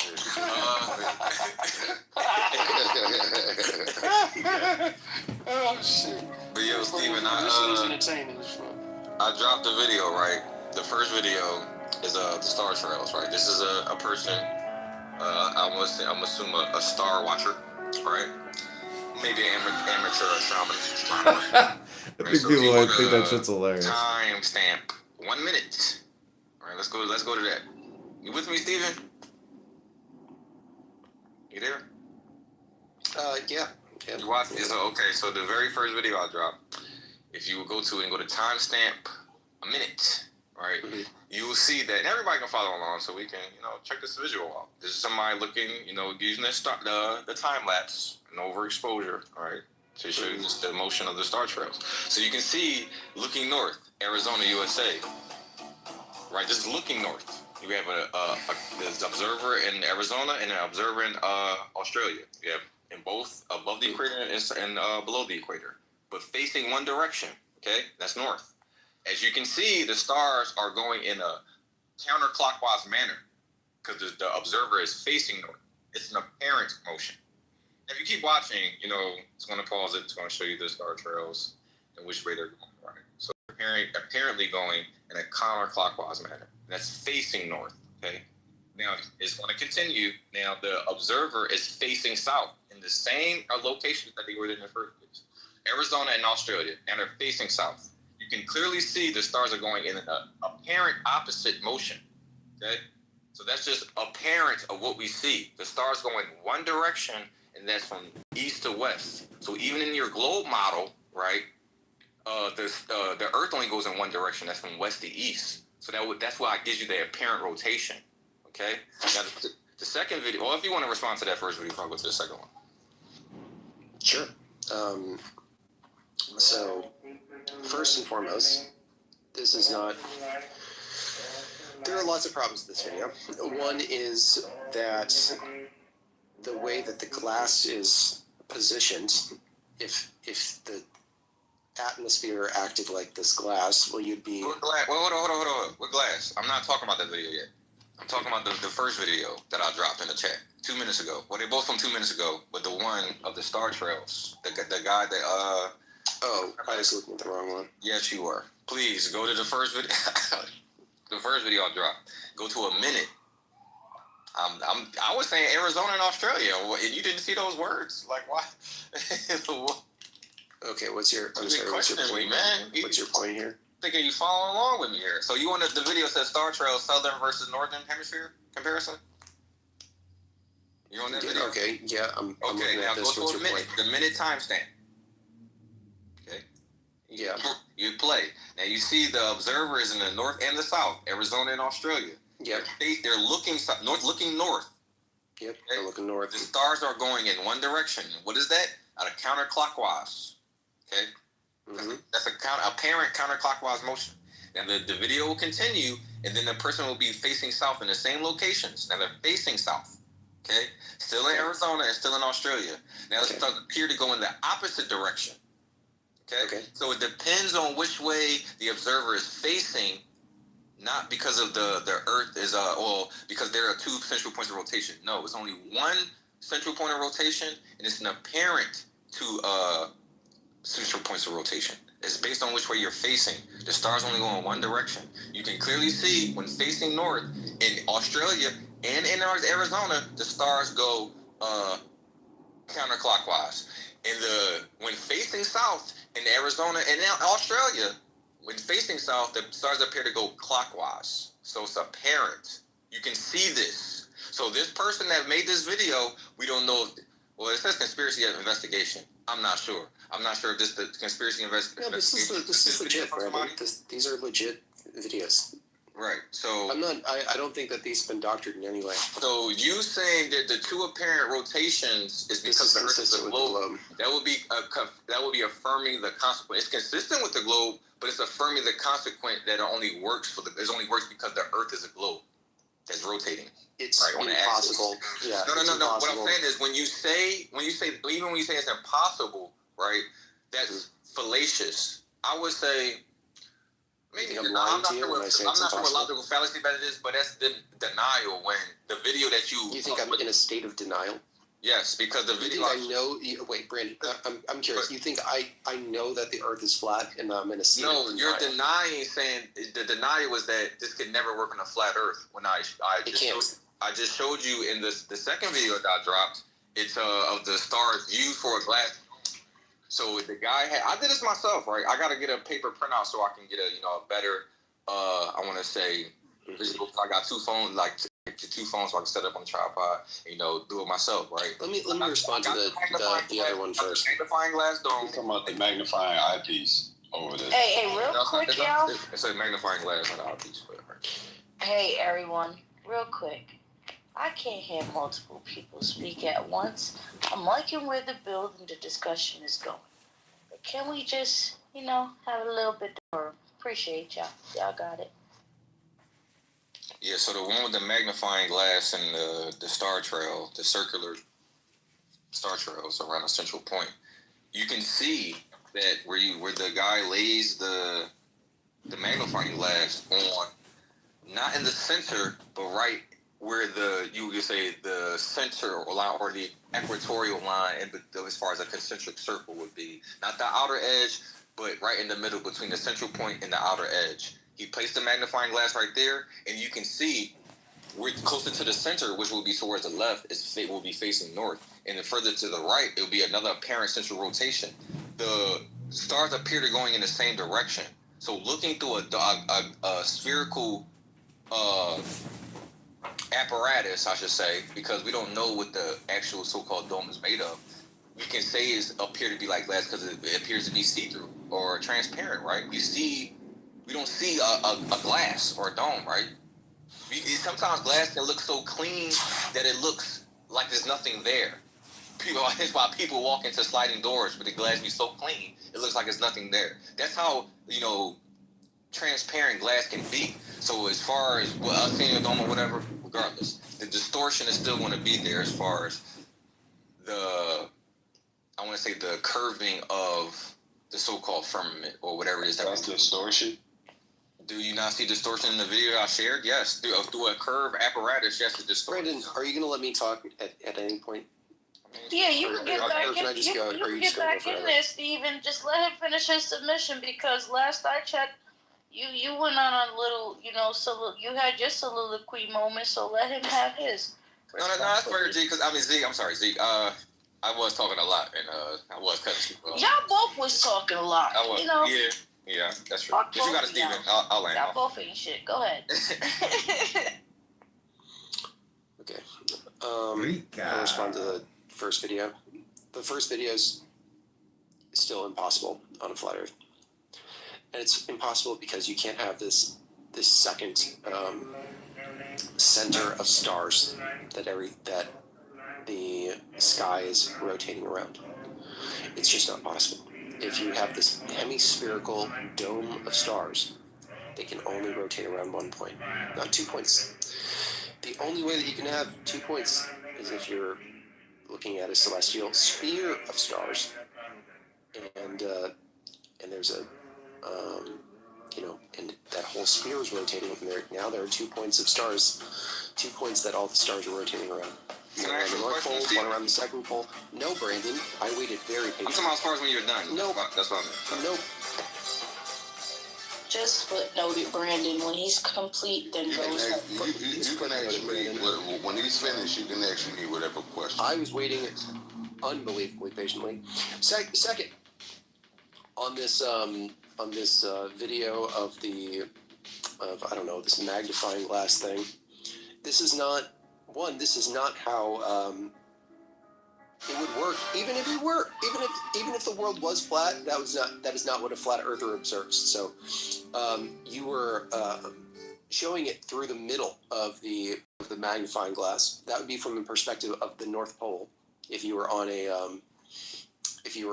a Gleason map, so to speak, and the North Pole would look straight up and see like a single star, the North Star, and all the stars rotating around it. It doesn't look at all like what you're proposing. So if you're hypothetically on the equator, which is more indicative of what you're showing, it still wouldn't look like that, because what you're seeing in the video that you sent me, if you notice on these two apparent like places where they sort of orbit around hypothetically in this glass thing, you're noticing these incredibly distorted images of stars. You're noticing chromatic aberrations where it gets all rainbowy. You're noticing that the stars are no longer in the shape that they usually are. These are not things that we observe in real life. We don't observe these chromatic aberrations closer to the centers of the stars. We don't observe that at all. We don't observe distortions like the distortions that you're seeing in the glass. They're just as clear as day, looking up at the North Pole, as clear as day looking up at the equator, which is just as clear as day as looking up on the South Pole, which indicates that these distortions aren't distorting. They're not distortions. They would show visual distortions if they were distorting, but we don't see that, which is indications that this is. All right, you repeated this about 3 times, bro. Like, you don't have to keep repeating yourself. So, yeah. So if you look at my PTR, this will be a panoramic view of somebody at the equator looking, from north or south to north, one or the other, right? He had to use 2 cameras for this, right? As you can see, the stars are going in one direction, right? One direction, bro. And that's from east to west, okay? If you look to your left, that will be one apparent central point of rotation. You look to your right, it'll appear to another central point of rotation, right? That's one rotation, not 2. It's only one rotation. It appears to be 2, okay? So as far I'm not saying it's 2 rotations. So as far as the you said that already. You just said that. No, I'm not saying it's 2 rotations. I'm saying there are 2 centers of You just said it's 2. You just said it's 2. That's 2, right? It's one it's rotation. 2 centers of stars, not 2 rotations. Okay, bro. It's one rotation. Okay? So when you're in the I'm saying there is one rotation. Hold on, bro. Let me answer my question. I'm gonna answer my questions. When you're facing south, which direction, as far as cardinal direction, are the stars going?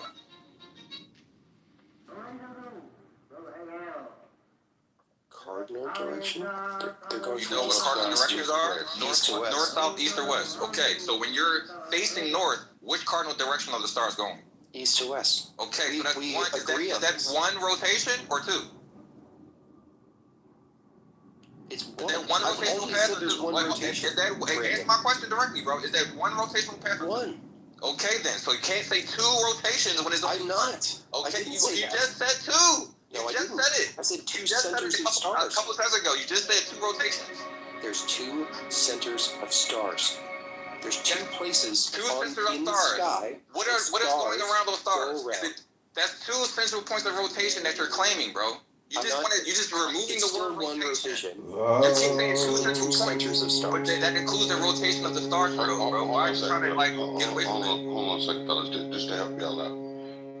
You can't have 2 central points of the same rotation. You can't. You actually can. And it happens. And it's clearly observable anywhere in the hemisphere, Joe. He did get a ball. Misunderstanding of a parent and what's right? So, brother Aaron, I don't think you understand what I was saying. All right. The Earth rotates east to west, right? If you have 2 separate points, the Earth rotates west. It's actually west to east. Okay, west to east. If you have 2 separate points where you see west to east happening as the progenitor spot, that is 2 sources of the same rotation. Would that be fair to say? Yeah, 2 locations of the same rotation. 2 observations, say right. Yeah.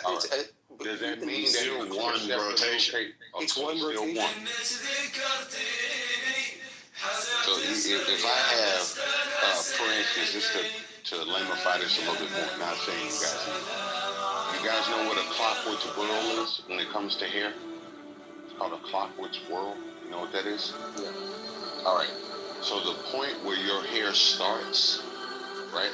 When you cut your hair, the barber can see the point where your hair starts and then wraps around your head and it rotates in a Okay, yeah, I'm thinking of that. Have you ever seen someone with more than one clockwork whirl? Not unless they also have a beard. I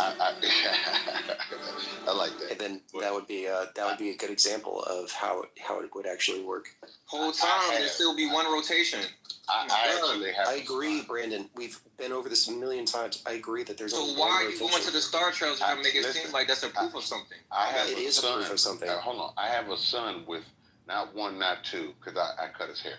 Not 1, not 2, but 3 clockwork whirls in his head, which is very rare for a human. 2, you will see. 1, you will see. 3 is very rare. He has 3. 1 in the front of his head by his forehead. 1 in the back, left-hand side of his head at the top. and one at the lower right-hand side of his head at the bottom near the tape line.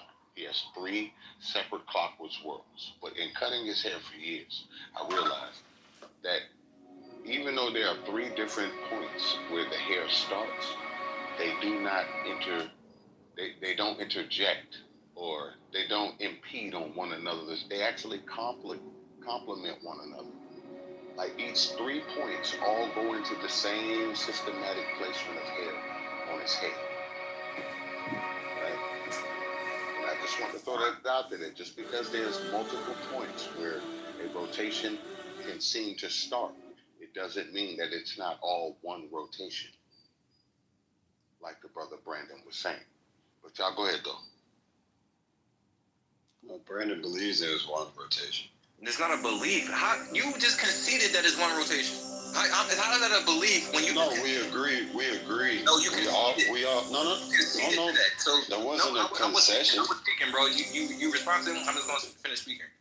So when it comes to the Earth, as you know, it claimed to be going from west to east. So that will give the stars, that give the rotation of the stars east to west. That's one rotation. It appears to be going in separate rotations when there's only one. So I keep being redundant with the word apparent, because that's the key word. It's what's in view. That doesn't mean that's actually happening. If we have a wheel and Araya, or Iron is standing on the opposite end of that wheel, and I'm on the other end, we're facing each other, but the wheel's in the middle of it spinning in one direction, it will be spinning clockwise for him and counterclockwise for me. Does it mean that the wheel is going in 2 different directions? No.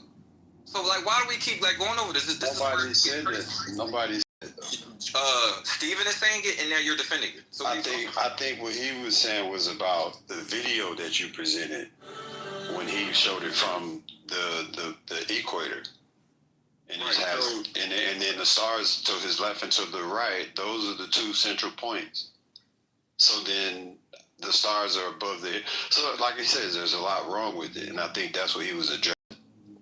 What's in my PTR matches what's the magnifying glass video. I'm about to get a pic collage and combine these 2, and you can see the matching, what appears to be the same. Looking through that looking glass or magnifying glass, and the guy taking this picture at the equator with a panoramic view. Right.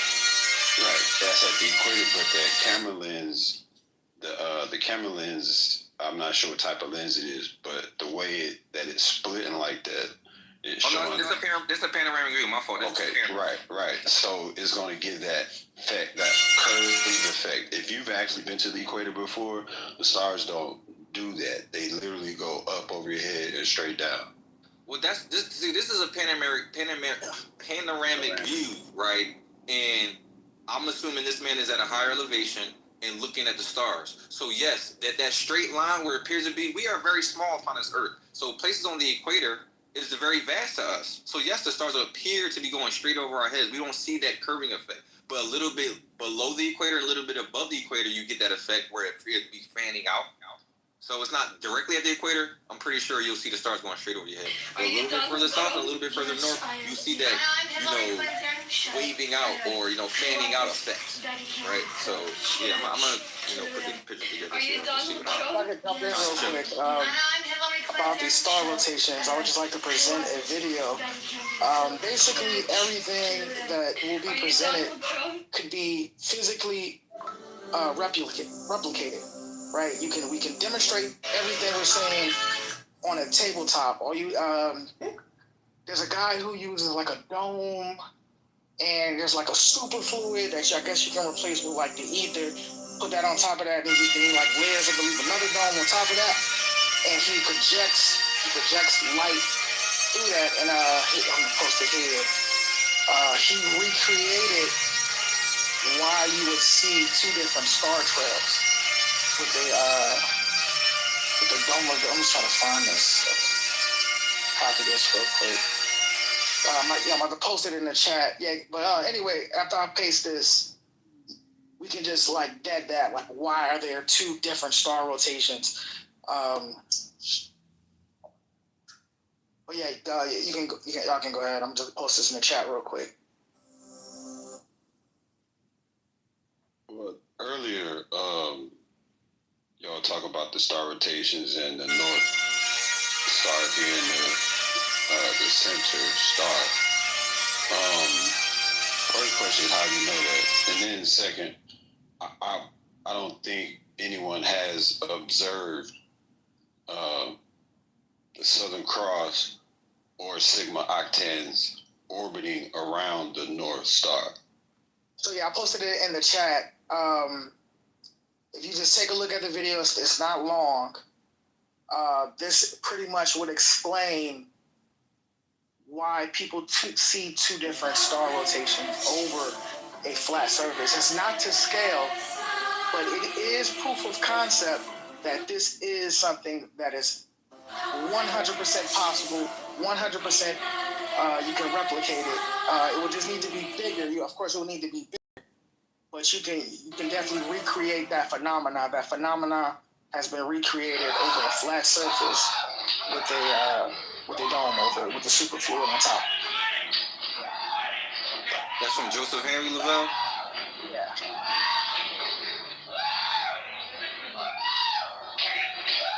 And real quick, just to be clear, this is all to prove that the Earth is flat, right? That's what the main argument is about. This is just proof of concept. This is just proof of concept that we can have a planar, we can be on a planar surface with the star rotations that we see.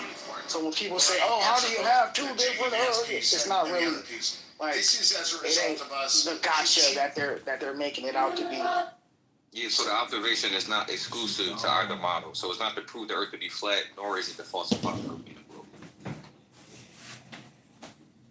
Well, I mean, you kind of are trying to falsify the Earth. No, what I'm trying to do is let you know that there's no exclusivity when it comes to this observation. That's what I'm trying to do. I'm not saying this because the Earth is flat or the Earth is a globe. That's not my argument. You're telling us that the science that we know now, they're telling you the Earth is a ball spinning. It's not true. That's what you guys are arguing. No. And this particular Star Trek argument is to say that there is no exclusivity. I'm not arguing for the flat Earth, nor am I trying to debunk the globe. What I'm saying is this works on both models. That's all I'm saying. I'm not saying that the globe is false right now in this particular argument. No. And I change my PTR, you can see how it looks similar. You had if the observer was at the equator, look and have a panoramic view, this is what would it look like if they're able to see the entire sky from this position, right? So at the top will be the magnifying glass. You can see a central point of rotation to your left and a central point of rotation to your right. And the stars that apparently go up and over, the observer at supposedly at the equator. But at the equator, you don't see that. It's the lens that makes it. You keep saying that, right? Yeah, because I've been to the equator before. It's not. I've been at. I'm not saying it's not the. You just want to argue, bro, because it's like, look, it's an arc. Chill. What are you talking about, bro? I'm not trying to argue. You're just throwing confusion in the mix, bro, for whatever reason. What we're saying is, bro. First of all, Chillers, what you brought up, Brandon already brought up what you brought up. We were already addressing what. No, he brought up a Joseph Henry. He brought a third observation, bro. Yeah, we're talking about star rotations. Well, what I'm saying is, right. We was already talking about it before Chiller got on stage. So from you, Araya, being at the equator, looking up at the sky, versus a panoramic view from a certain point or location, that's a difference in observation. No, it was with the naked eye, though. Huh?